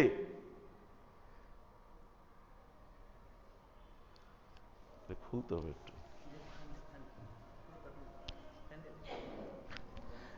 এই যে সে বিশ্বাসী হবে, মহান আল্লাহর প্রতি বিশ্বাসের পাশাপাশি আরো কিছু বিষয়ের প্রতি তাকে বিশ্বাসী হতে হবে। মোট 6টা বিষয় আছে, যে 6টা বিষয়ের প্রতি তার বিশ্বাস থাকতে হবে, এই পর্যায়ের বিশ্বাস। এবং আন্তরিক বিশ্বাসটা কাজের সাথে সংশ্লিষ্ট, মিলিয়ে বিশ্বাস করতে হবে। 1 নম্বরের বিশ্বাসের জায়গা হচ্ছে আল্লাহ পাক সুবহানাহু ওয়া তাআলা। 2 নম্বরে বিশ্বাস আম্বিয়া আলাইহিমুস সালাম। 3 নম্বরে বিশ্বাস ফেরেশতাকুল। 4 নম্বরের বিশ্বাস কিতাবসমূহ। 5 নম্বরের বিশ্বাস তকদিরের ভালো মন্দ। 6 নম্বরের বিশ্বাস পরকালের বিশ্বাস। প্রত্যেকটাকেই ব্যাখ্যা না দিলে কিছুই বুঝে আসবে না। এই 6টা বিশ্বাস যার ভিতরে আসবে, এবং এই বিশ্বাসটা এটা শুধুমাত্র বিশ্বাস নয়, শর্ত সাপেক্ষে বিশ্বাস এবং ব্যাখ্যা সহ বিশ্বাস। এই বিশ্বাস এবং বিশ্বাসের অনুকূলে কর্ম। শুধু বিশ্বাস এতটুকুই ক্ষান্ত দিলে মুমিন কামেল মুমিন হওয়া যাবে না। বিশ্বাসের অনুকূলে কর্ম তার বিশ্বাসকে প্রমাণ করতে, কর্মই প্রমাণ করবে তার ভিতরে বিশ্বাস আছে, আর বিশ্বাস তাকে বাধ্য করবে তাকে কর্ম করতে হবে। কর্মের নাম হচ্ছে আমল, আর বিশ্বাসের নাম হচ্ছে আকীদা, ঈমান। তা আল্লাহর প্রতি যে বিশ্বাস, এই বিশ্বাসের মৌলিক কয়েকটা জিনিস। 1 নম্বর, আল্লাহ আছেন।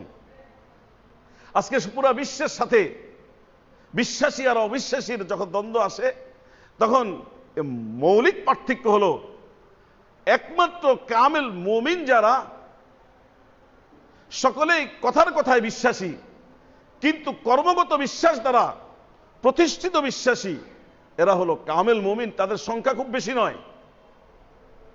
এই ছাড়া অন্য যত ধর্মাবলম্বী আছে, ধর্মের নামে খ্রিস্টান বলতে পারেন আপনি, ইহুদিবাদীদের বিশ্বাসী বলতে পারেন, বুদ্ধিস্টদেরকে বলতে পারেন, পৌত্তলিকদেরকে বলতে পারেন, এবং অন্য যত সব ধর্ম পৃথিবীতে প্রচলিত আছে, প্রত্যেকটা ধর্মের বিশ্বাসের মধ্যে ঘুণে ধরেছে, অবিশ্বাস জায়গা নিয়েছে।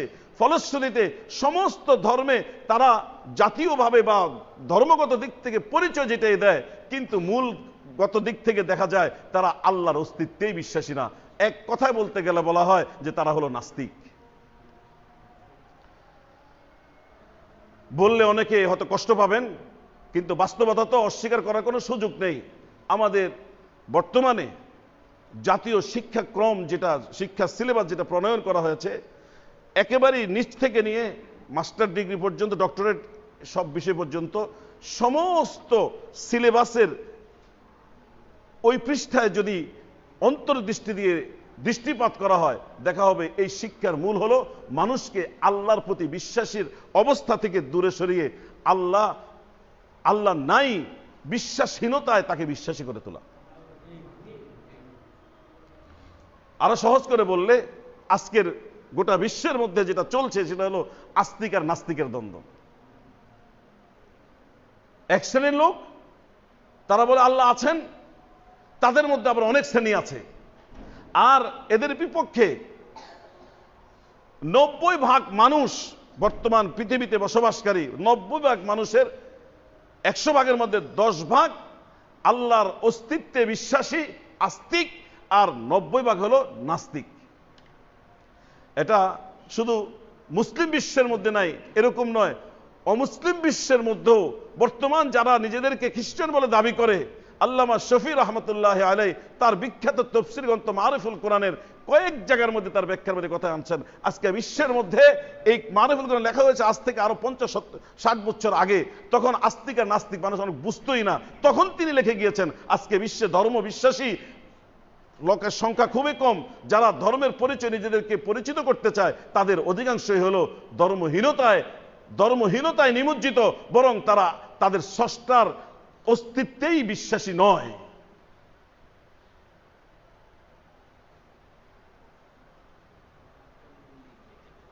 বলছি লিখছে আবার বলবো, আস্থা আল্লাহর প্রতি বিশ্বাস। আচ্ছা লেখেন, আল্লাহর প্রতি বিশ্বাস। হ্যাঁ, রসুলগণের প্রতি বিশ্বাস,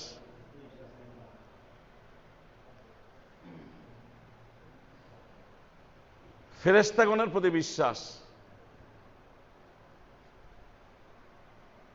কিতাব সমূহের প্রতি বিশ্বাস, তাকদীরের ভালো মন্দের প্রতি বিশ্বাস, পরকালের জীবনের প্রতি বিশ্বাস। এই 6টা বিষয়। তো আল্লাহর প্রতি বিশ্বাস, প্রথমে বিশ্বাস হবে আল্লাহর অস্তিত্বের উপরে বিশ্বাস করব, আল্লাহ আছেন।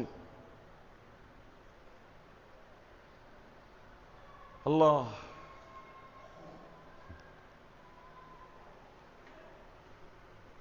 আপনি গহীন বনে গেলেন, যাওয়ার পর একটা পায়ের ছাপ দেখতে পেলেন। এই পায়ের ছাপটা তাজা, মাটির উপরে পড়ছে। তখন এই পায়ের ছাপটা দেখলে আপনার কাছে কি মনে হবে? এখানে কোনো মানুষ নাই, এটা মনে আসবে না? কি মনে আসবে? মানুষ আছে। সুন্দরবনে যারা ভ্রমণ করতে যায়, তখন গাইড যারা থাকে তারা দেখে যে বাঘের পায়ের ছাপ, তাজা পায়ের ছাপ। এই তাজা পায়ের ছাপ দেখেই তারা সতর্ক হয়ে যায় এবং সকলকে বলে সেফ জোনে আমাদেরকে চলে যেতে হবে, আশেপাশে বাঘ আছে। বুঝা যায় না? আমি সময় পাই বা না পাই কিছু কথা যেটা জেহেনে আসে একটু বলি। হযরত ইউসুফ আলাইহিস সালামের 10 ভাই ছিলেন, তারা অত্যন্ত মেধাবী ছিলেন, বুদ্ধিমান ছিলেন। তারা একবার একসাথে সংঘবদ্ধ হয়ে চলতো। তো একসাথে এক জায়গায় সফর করার সময় হঠাৎ করে একজনে বলল, একটু আগে এদিক থেকে একটা উটনি, উষ্ট্রি, মহিলা উট, লেডিস ক্যামেল, বুঝছেন, মহিলা উট গেছে। আরেকটা বলতেছে এটার একটা চোখ অন্ধ। আরেকটা বলতেছে এটা 8-9 মাসের গাভীন, গাভীন মানে গর্ভবতী। ঘটনাচক্রে ওই এলাকাতে এক লোকের উট হারাইছে, ওটা 10 মাসের 8-9 মাসের গাভীন, একটা চোখ নাই। ওই লোক উট খুঁজতেছে আর তারা এই সমস্ত মন্তব্য করতেছে। পরে উনি লোকবল জল নিয়ে এসে এদেরকে সকলকে গ্রেফতার করলো। এই তোমরা আমার উট চুরি করছো, আমরা নবীর সন্তান, আমরা চোর না, আমরা ভালো মানুষ। তাহলে আমার যে গাভী হারাইছে, এই যে 10 মাসের 9 মাসের গাভীন এবং তার যে এক চোখ নাই, এটা কিভাবে বুঝলে? চলো বাদশার কাছে চলো। তো সময়ের আদালতের কাছে নিয়ে গেছে তাকে। তখন তারা পরিচয় দিল, পরিচয় দিয়ে বললো যে আমরা নবীর আওলাদ, আমরা চুরি করি না, আসলে আমরা জানিও না কিছু। তখন ঘটনা আরো আছে, আমি সংক্ষেপের জন্য বলছি। তাহলে এটা কিভাবে বললে? এটা আমরা বুদ্ধি দিয়ে আমরা বিবেচনা করে বের করেছি। এটা কি বের করেছ? আমরা দেখলাম এই যে একটা কিছু গেল ঘাস জায়গা জায়গা থেকে খাওয়া, তো ঘাস খাওয়া, তো এটাতে মহিলা উট না পুরুষ উট, এটা কিভাবে বুঝছো? কয় পুরুষ উট যখন ঘাস খায় তখন একবারই কামড় দিয়ে গোড়া পর্যন্ত চলে যায়, আর মহিলা উট যারা খায় তারা আগাগুলো খায়। আমরা দেখলাম ঘাসের আগা খাওয়া, গোড়া পর্যন্ত যায় না। এতে বুঝে নিয়েছি এরা হলো মহিলা। তাহলে কানা যে এটা কিভাবে বুঝছো? এক চোখ আছে এক চোখ না, এটা কিভাবে বুঝছো? রাস্তার দুই পাশে ঘাস ছিল, সে এক পাশের ঘাস খেয়ে গেছে, আরেক পাশের ঘাস খায় না, বুঝে গেল ওই পাশের ঘাসটা চোখের কারণে দেখেই নি। গাভীন এটা কিভাবে বুঝছো? গাভীন বুঝছি সামনের পায়ের ছাপ আর পিছনের পায়ের ছাপ মাটির মধ্যে ডাবছে সমান্তরালে নয়, বরং সামনের পায়ের ছাপ অল্প ডাবছে, পিছনের পায়ের ছাপ বেশি ডাবছে। ডাবার কারণে আমরা বুঝছি যে কতটুকু ওজন হলে কতটুকু ডাবতে পারে, সেই বিবেচনার থেকে আমরা বুঝছি তার পেটের ভিতরে বাচ্চা আছে, এই কারণে সে পিছনের পাটা বেশি ডেবেছে। আমার কথা হলো, এই আলামত দেখে যদি উটের ধারণা পাওয়া যায়, পায়ের ছাপ দেখে যদি মানুষের অস্তিত্বের ধারণা পাওয়া যায়, তাহলে সমগ্র বিশ্বের যাবতীয় কর্মকাণ্ডের দিকে দেখলে তার একজন স্রষ্টা আছে, এই ধারণা কি আসা উচিত নয়? এই নাস্তিকরা হলো জ্ঞান অন্ধ, বিবেক অন্ধ, ওরা বিকলাঙ্গ, বিবেক প্রতিবন্ধী এরা। এ কারণে ইমাম আবু হানিফা রহমতুল্লাহ আলাইহি বলেন, যদি একজন মানুষের বিবেক সচল থাকে, সে যদি বিবেকবান হয়, এমন এক এলাকায় সে অবস্থান করছে যেখানে কোনো মানুষ পৌঁছে নেই, নবীর কোনো দাওয়াত তার কাছে যায় নেই, কোনো কিতাব তার কাছে যায় নেই, কিন্তু বিবেক তার সচল আছে, বিবেক তার বিশুদ্ধ, বিবেক তার সুস্থ আছে, সুস্থ বিবেক সম্পন্ন ব্যক্তি, তার কাছে কোনো দাওয়াত না পুছলেও, তার কাছে কোনো কিতাব না গেলেও, সে অন্তত পক্ষে তার বিবেকের কারণে আকাশ জমিন দেখে যখন বুঝতে পারে, এতটুকু বিবেচনা বোধ তার ভিতরে যখন আছে, তাহলে আল্লাহর অস্তিত্বের উপর বিশ্বাসী হওয়া তার জন্য ওয়াজিব।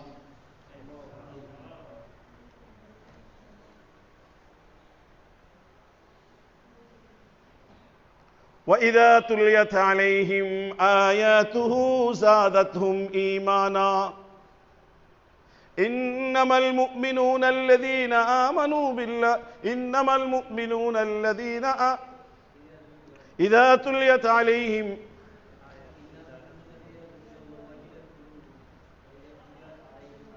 إنما المؤمنون الذين إذا ذكر الله وجلت قلوبهم وإذا تليت عليهم آياته زادتهم إيمانا وعلى ربهم يتوكلون।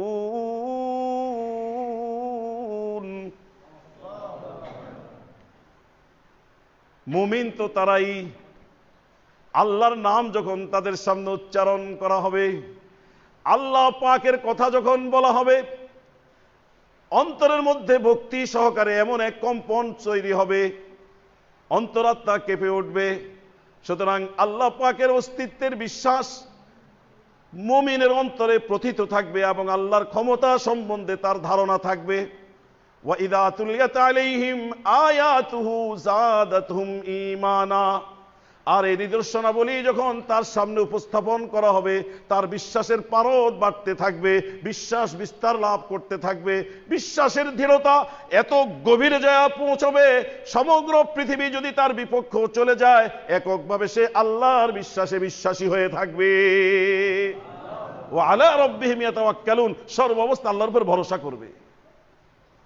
এই ভরসা করেই তো নবী আকরাম সাল্লাল্লাহু আলাইহি সাল্লাম 313 জন অস্ত্রশস্ত্রবিহীন লোক নিয়ে সশস্ত্র পারদর্শী যুদ্ধের বিপক্ষে ময়দানে অবতীর্ণ হয়ে সেজদায় গিয়ে আল্লাহ পাককে বলেছেন, মুষ্টিময় কিছু মুসলমান, বিশ্বাস যাদের পুঁজি, তাওয়াক্কুল যাদের অস্ত্র, এই নিয়ে তোমার কাছে নিয়ে এসেছি। আজকে যদি তারা নিশ্চিহ্ন হয় তাহলে দিনের দাওয়াত এখানেই শেষ হয়ে যাবে, আর আজকে যদি তারা বিজয় লাভ করে তাহলে এখান থেকে নবদিগন্তের উন্মোচন হবে এবং এখান থেকে ইসলামের সহ্য বীর্য প্রতিষ্ঠিত হবে। আল্লাহ তুমি সবকিছু করেনেওয়ালা, তোমার প্রতি আমাদের ভরসা আছে। আল্লাহ পাক সুবহানাহু ওয়া তাআলা নবীর এই বিশ্বাস, নবীর এই তাওয়াজু এবং নবীর এই ভরসা, আল্লাহর প্রতি আস্থা দেখার কারণে আল্লাহ পাক ফেরেশতাদেরকে জিবরাইলের নেতৃত্বে 5000 ফেরেশতা অবতীর্ণ করে বিজয় পরিপূর্ণ করেছেন। কাফেররা পরাজিত হয়েছে। এই যে বদরের প্রান্ত থেকে পরাজয় হয়ে মক্কার কুরাইশরা চলে গেল, এরপরে যতদিন নবী বেঁচে ছিলেন ততদিন পর্যন্ত তারা শুধু আস্ফালন করেছে, ইসলামের কিছুই করতে পারে নাই।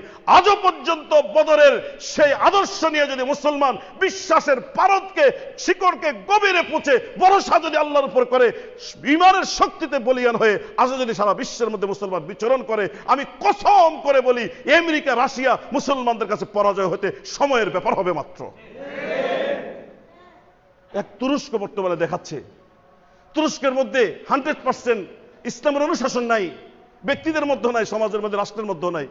কিছু কিছু জায়গায় তারা তাদের সক্রিয়তা বজায় রেখে আল্লাহর প্রতি বিশ্বাসের অবস্থা দেখাচ্ছে, আর আল্লাহ পাক নুসরত করে চলেছেন তাদেরকে।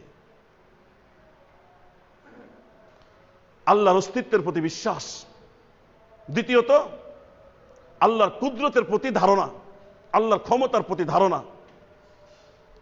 এই আল্লাহর ক্ষমতার ধারণার আসার সাথে সাথে আল্লাহ যে স্রষ্টা, এটা বিবেচনা করলেই আল্লাহর ক্ষমতার প্রতি ধারণা আসবে। যখন তিনি ক্ষমতাবান এবং তার যে কর্ম আমাকে নিয়ে, আমার দুনিয়াতে আগমন, মানুষ হয়ে বিচরণ এবং আমার খাদ্য এবং আমার জয় পরাজয়, উত্থান পতনে সম্পূর্ণটাই আল্লাহর ইচ্ছা এখানে ক্রিয়াশীল, এই বিশ্বাস যখন আসবে তখন মূল যে পয়েন্ট সেটা হলো আল্লাহকে একমাত্র মাবুদ বলে মানব, আল্লাহর কাছে মাথা নত করব এবং আল্লাহর হুকুম অনুযায়ী জীবনকে যাপন করব, আল্লাহকে এলাহ বলে মেনে নেওয়া।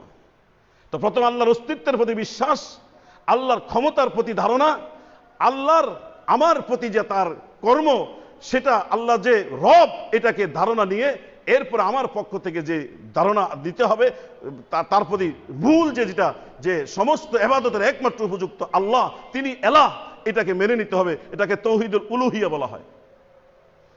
এরপরে আল্লাহ পাকের বহুবিধ গুণ আছে, যে গুণগুলো এককভাবে আল্লাহর জন্য প্রযোজ্য, অন্য কেউ এখানে শরীক নেই। এই আল্লাহ আনপ্যারালাল, অদ্বিতীয়, অতুলনীয়।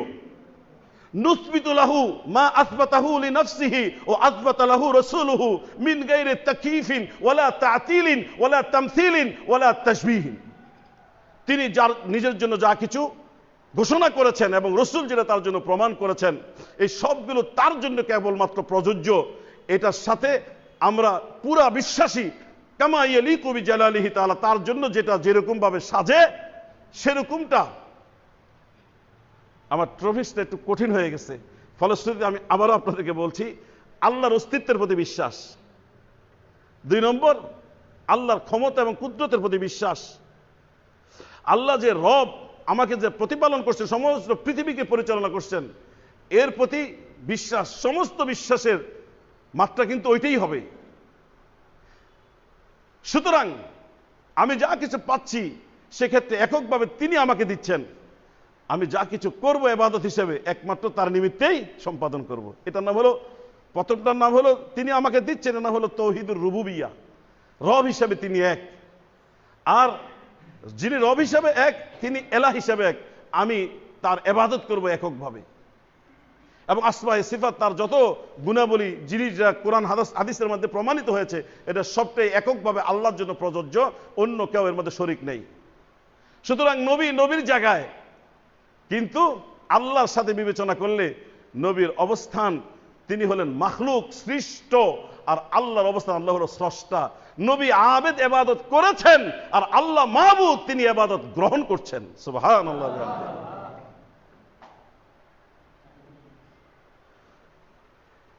সংক্ষিপ্তভাবে এতটুকু আমরা থাকি। 2 নম্বর, রসুলগণের প্রতি বিশ্বাস। মানুষ আল্লাহ তাআলা রহমতের সৃষ্টি। আল্লাহ অতি দয়া করেন, মায়া করেন, মহব্বত করেন। আল্লাহর মহব্বতের মাত্রা এটা বুঝাইতে গেলে 1 ঘন্টা আলোচনা করলে কিছুটা হয়তো বুঝে আসবে। আল্লাহ পাক সহজে বুঝার তৌফিক দান করেন। আমরা পৃথিবীতে যা কিছু পাচ্ছি কোনোটাই আমাদের উপযুক্ততার ভিত্তিতে নয়, এবং কোনোটার কর্মের আমাদের কর্মের কারণে সবকিছু হচ্ছে, এই বিশ্বাসটা গোড়ার থেকে আমাদেরকে পরিহার করতে হবে। সবকিছু করছেন কে?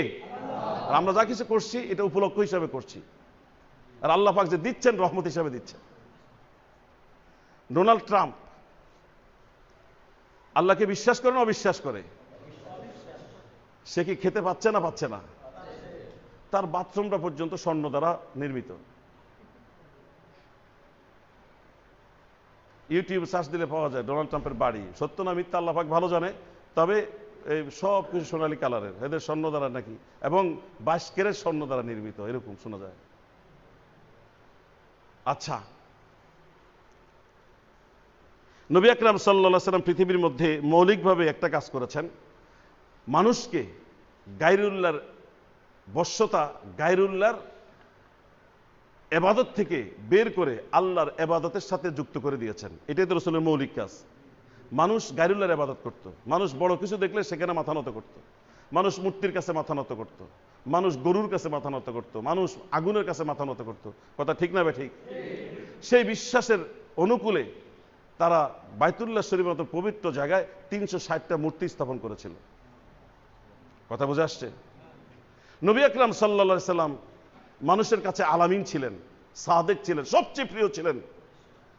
স্ত্রীর প্রতি বিশ্বাসী না হয়ে রসুলকে বিশ্বাস করতো তারা। সুবহানাল্লাহ। নিজের জন্মদাত্রী মাকে তারা বিশ্বাস করতো না, বাবাকে তারা বিশ্বাস করতো না, বিশ্বাস করতো আত্মীয় এই মোহাম্মদ ইবনে আব্দুল্লাহকে। আমানতের সমস্ত কিছু তার কাছে রাখতো। এমন রসুলকে যখন হত্যা করার ষড়যন্ত্র করে চতুর্পাশে হত্যা করার জন্য যখন জড়ো হয়, তখনও মক্কার লোকদের অনেক মানুষের আমানত রসুলের কাছে ছিল। ওই মুহূর্ত রসুলের প্রতি তাদের বিশ্বাস পুরা দৃঢ়। তবে রসুলকে হত্যা করতে উদ্যত হলো কেন? হত্যা করার ষড়যন্ত্র এবং হত্যা করার সিদ্ধান্ত কারা নিল কেন? একটাই মাত্র কারণ, রসুল মূর্তির বিরোধিতা করেছেন। কথা বুঝে আসলো? তাদের বিশ্বাসের প্রতি আঘাত করেছেন। বাতিল বিশ্বাস, অসার বিশ্বাস, অমূলক বিশ্বাস। কিভাবে বুঝাই? যে বিশ্বাসে কোনো হাকিকত নাই, এমন বিশ্বাসে তারা বিশ্বাস করেছে। আর ওই বিশ্বাসের জায়গায় মৌলিক বিশ্বাস রসুল অন্তরে দিতে চেয়েছিলেন।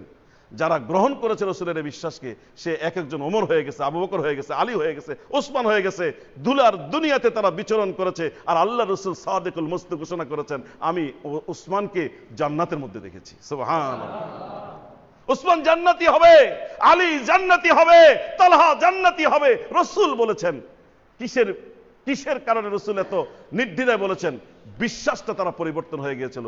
মূর্তি থেকে বিশ্বাস সরিয়ে আল্লাহর প্রতি বিশ্বাসী বানিয়ে দিয়েছেন আল্লাহ রসুল। গায়রুল্লাহর ইবাদত থেকে সরিয়ে আল্লাহর ইবাদতে তাদেরকে আবেদ বানিয়ে দিয়েছিলেন। একমাত্র আল্লাহর ইবাদত, এক আল্লাহর ইবাদত।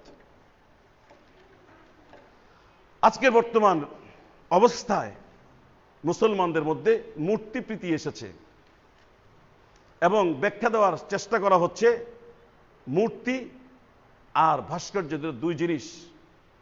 তাদেরকে তারা যেভাবে বুঝবে সেভাবে বোঝানোর চেষ্টা করা হচ্ছে।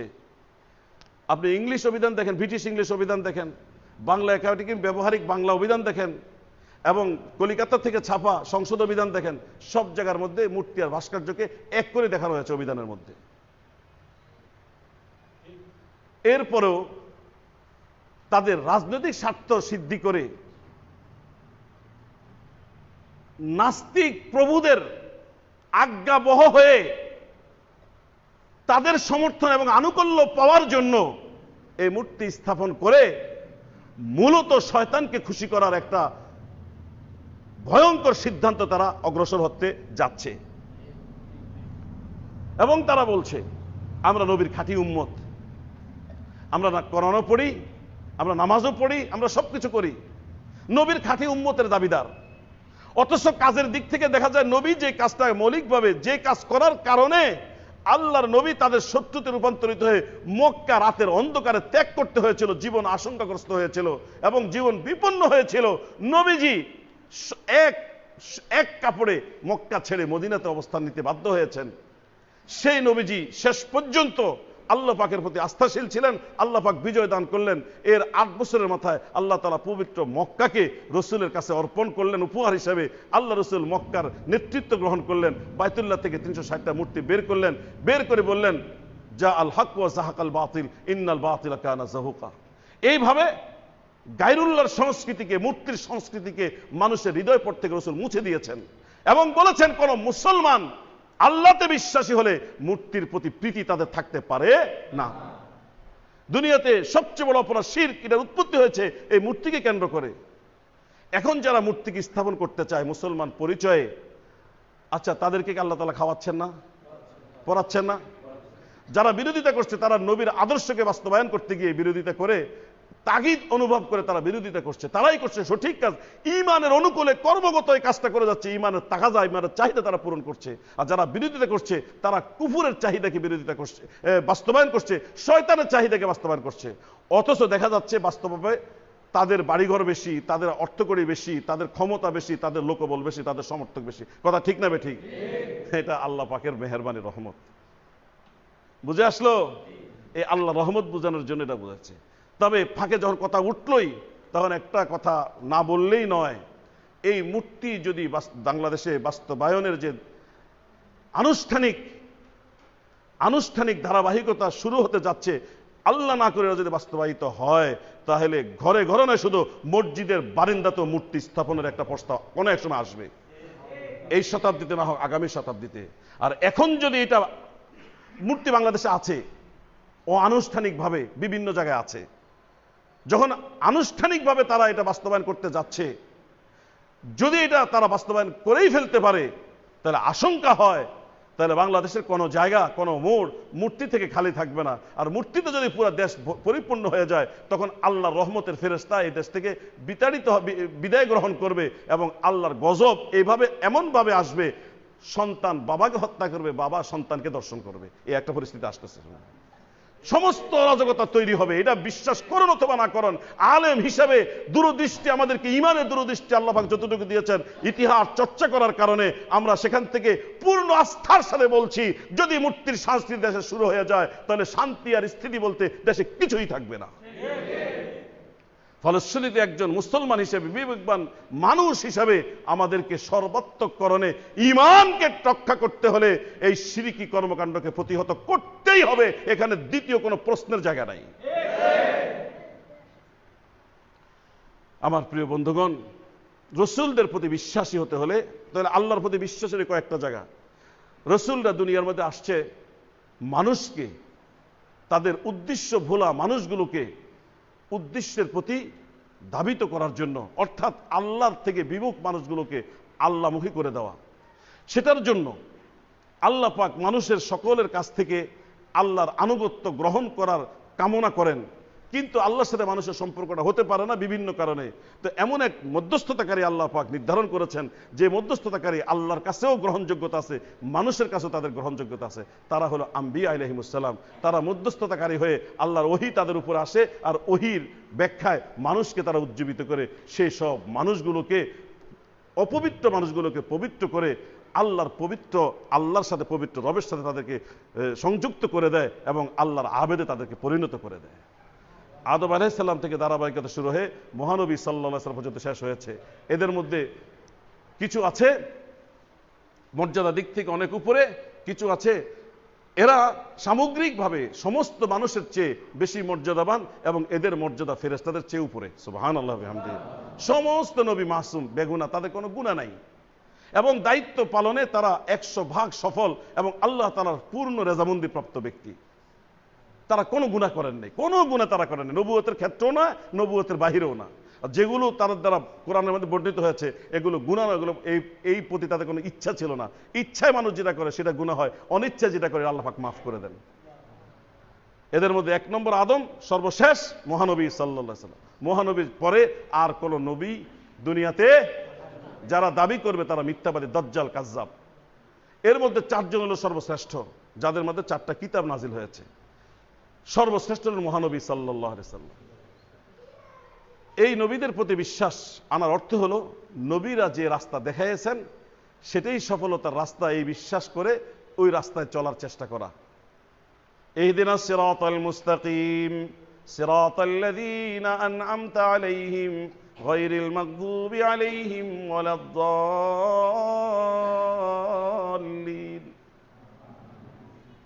যাদের প্রতি নিয়ামত প্রাপ্ত হয়েছে এরা কারা? মিনান নবিয়্যিন ওয়াস সিদ্দিকিন ওয়াস শুহাদা ওয়াস সালিহিন, নবী। তো ওই রাস্তাই হলো নিয়ামতের রাস্তা, ওই রাস্তা হলো সবচেয়ে আল্লাহ তাআলার প্রশংসিত রাস্তা। এই রাস্তায় দুনিয়াতে কল্যাণ, কামিয়াবি, মর্যাদা, ইজ্জত আছে এবং পরকালে মুক্তি আছে। নবীদের প্রতি ঈমানের মূল অর্থ হলো এই নবীরা যে শরীয়ত দিয়েছেন এই শরীয়ত গ্রহণ করা প্রত্যেকটা বিশ্বাসের উপরে অপরিহার্য, এবং আমার ব্যক্তিগত কর্ম থেকে নিয়ে রাষ্ট্রগত কর্ম, যত কর্ম আছে সমস্ত কর্ম নবীর দেখানো আদর্শ আলোকে বাস্তবায়িত হতে হবে। তাহলে আমি রসুলের উম্মত হিসাবে প্রতিষ্ঠিত হতে পারবো, আল্লাহর কাছে স্বীকৃতি পেতে পারবো।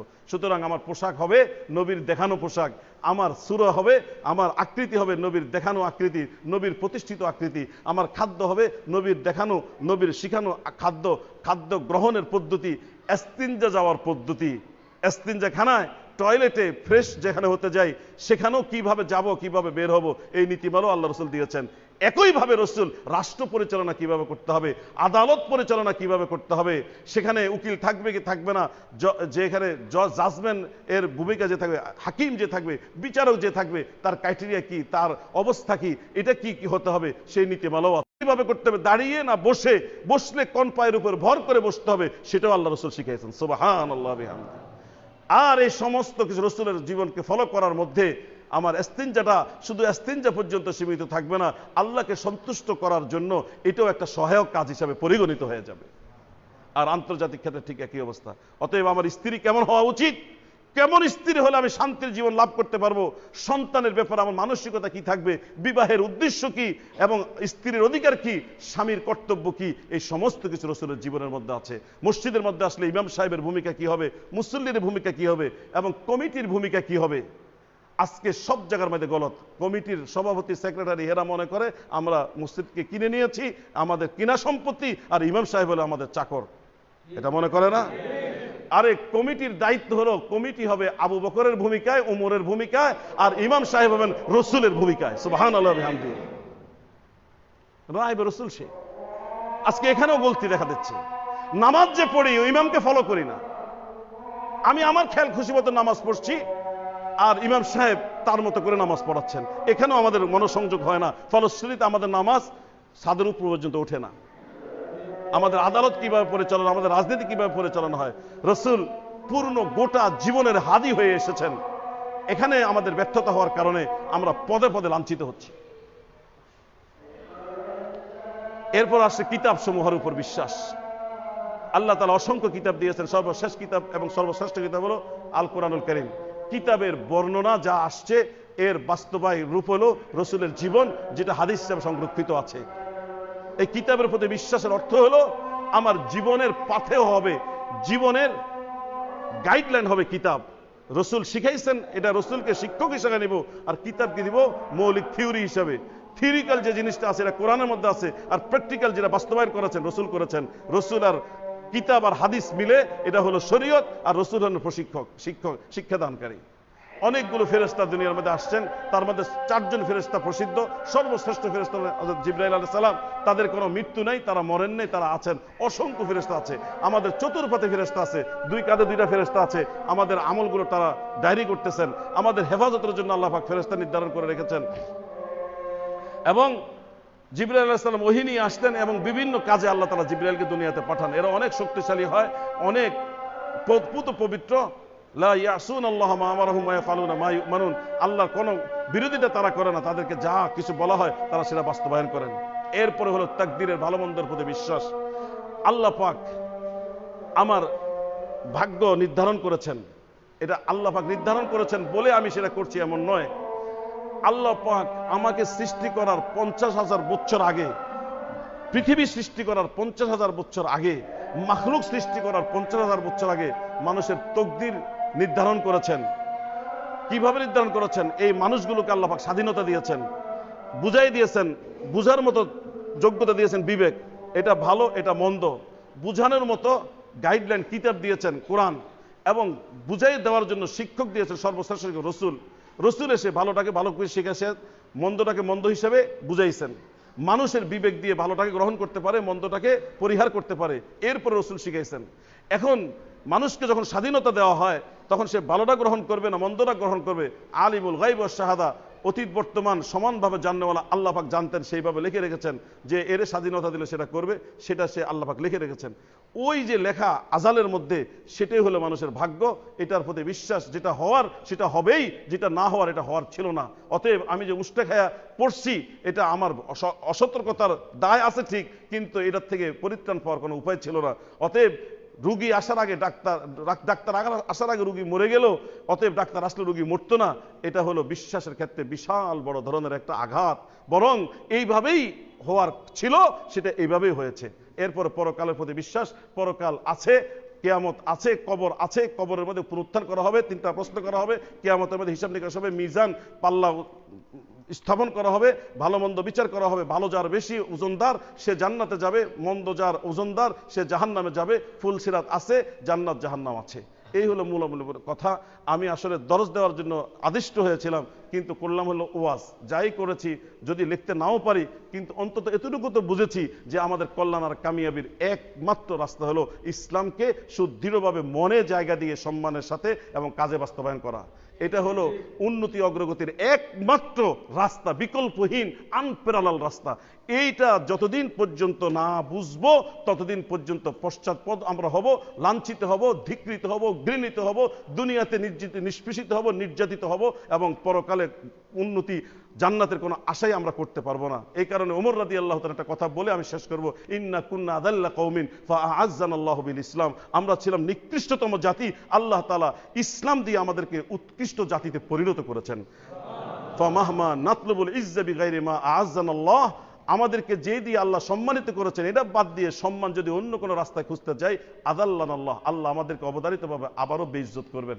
আজকে মুসলমানরা সেই বাস্তবতার সম্মুখীন। আমরা সব জায়গায় বেইজ্জতি, আমাদের সম্পদ দিয়ে তারা আমাদের উপরে ছড়ি ঘুরায়, আর আমরা আমাদের সম্পদ থেকে বঞ্চিত হয়ে এতিমের মতন হাহাই করে ঘোরাফেরা করছি। কারণ আমাদের জীবনের মধ্যে ইসলাম নাই, আমাদের মনের মধ্যে বিশ্বাস নাই, ঘরের মধ্যে ইসলাম নাই, রাজনীতির মধ্যে ইসলাম নাই, সমাজনীতির মধ্যে ইসলাম নাই, পরিবারের মধ্যে ইসলাম নাই, মসজিদের মধ্যে ইসলাম নাই, মাদ্রাসার মধ্যে ইসলাম নাই। এই কারণে আমরা ধিকৃত, লাঞ্ছিত এবং অবহেলিত, অপমানিত। এর থেকে পরিত্রাণের একমাত্র উপায়, হে জাতির কাণ্ডারি আমার যুবক শ্রেণীর ভাইরা, আল্লাহ রসুল যাদেরকে বক্ষে যাওয়া, উল্টে যাওয়া একটা জাতিকে ইসলাম দিয়ে সোনালী জাতিতে পরিণত করে, যারা ছিল জাহান্নামের দ্বার প্রান্তে, তাদেরকে জান্নাতে সুশীতল ছায়ায় স্থান করে দিয়েছেন। তাদের মধ্যে ছিল সবচেয়ে দুর্দর্শ ডাকা, সবচেয়ে দুর্দর্শ জিনাকার, এদেরকে রসুল ইসলাম দিয়ে আবার প্রতিষ্ঠিত করেছেন। সেই ইসলামের হাতছানি আমাদেরকে এখনো ডাকছে, আসো কল্যাণের দিকে, আসো মুক্তির দিকে, আসো ইজ্জতের দিকে, আসো সম্মানের দিকে। সেই সম্মানিত হওয়ার জন্য শিখার প্রয়োজন, শিখে দৃঢ় বিশ্বাসী হব এবং আমল করব। আল্লাহ পাক আমাদের সকলকে তৌফিক দান করেন। আজকের এই যুবক কোন এক সময় হবে ইসলামী সিফাসালার, তারা স্বপ্ন দেখবে এই বিশ্ব তারা নিয়ন্ত্রণ করবে, বিশ্বকে তারা শাসন করবে। নীতি হবে কোরআন, তাদের এক হাতে থাকবে কোরআন, অন্য হাতে থাকবে হাদিস, মনে থাকবে আল্লাহ এবং কর্মের সামনে থাকবে রসুল। এইভাবে তারা আগাবে, অগ্রসর হবে। বাস্তবিক অর্থেই যদি সে আদর্শকে আমরা সঠিক অর্থে মূল্যায়ন করে লালন করতে পারি, সেদিন বেশি দূরে নয় যে হোয়াইট হাউসের আতঙ্ক আমাদের ভিতরে থাকবে না। হোয়াইট হাউস ওয়ালারা আমাদের আতঙ্কে, আমাদের গোলামি করে, আমাদের সাথে চুক্তি করে জিজিয়া দিয়ে বেঁচে থাকতে বাধ্য হয়ে যাবে ইনশাআল্লাহ। আল্লাহ পাক আমাদের সকলকে তৌফিক দান করুন, আমিন। ওয়া আখিরু দাওয়ানা আলহামদুলিল্লাহি রাব্বিল আলামিন। সুবহানাল্লাহি ওয়া বিহামদিহি, সুবহানাকাল্লাহুম্মা ওয়া বিহামদিকা, আশহাদু আল্লা ইলাহা ইল্লা আনতা, আস্তাগফিরুকা ওয়া আতুবু ইলাইক। কোথায়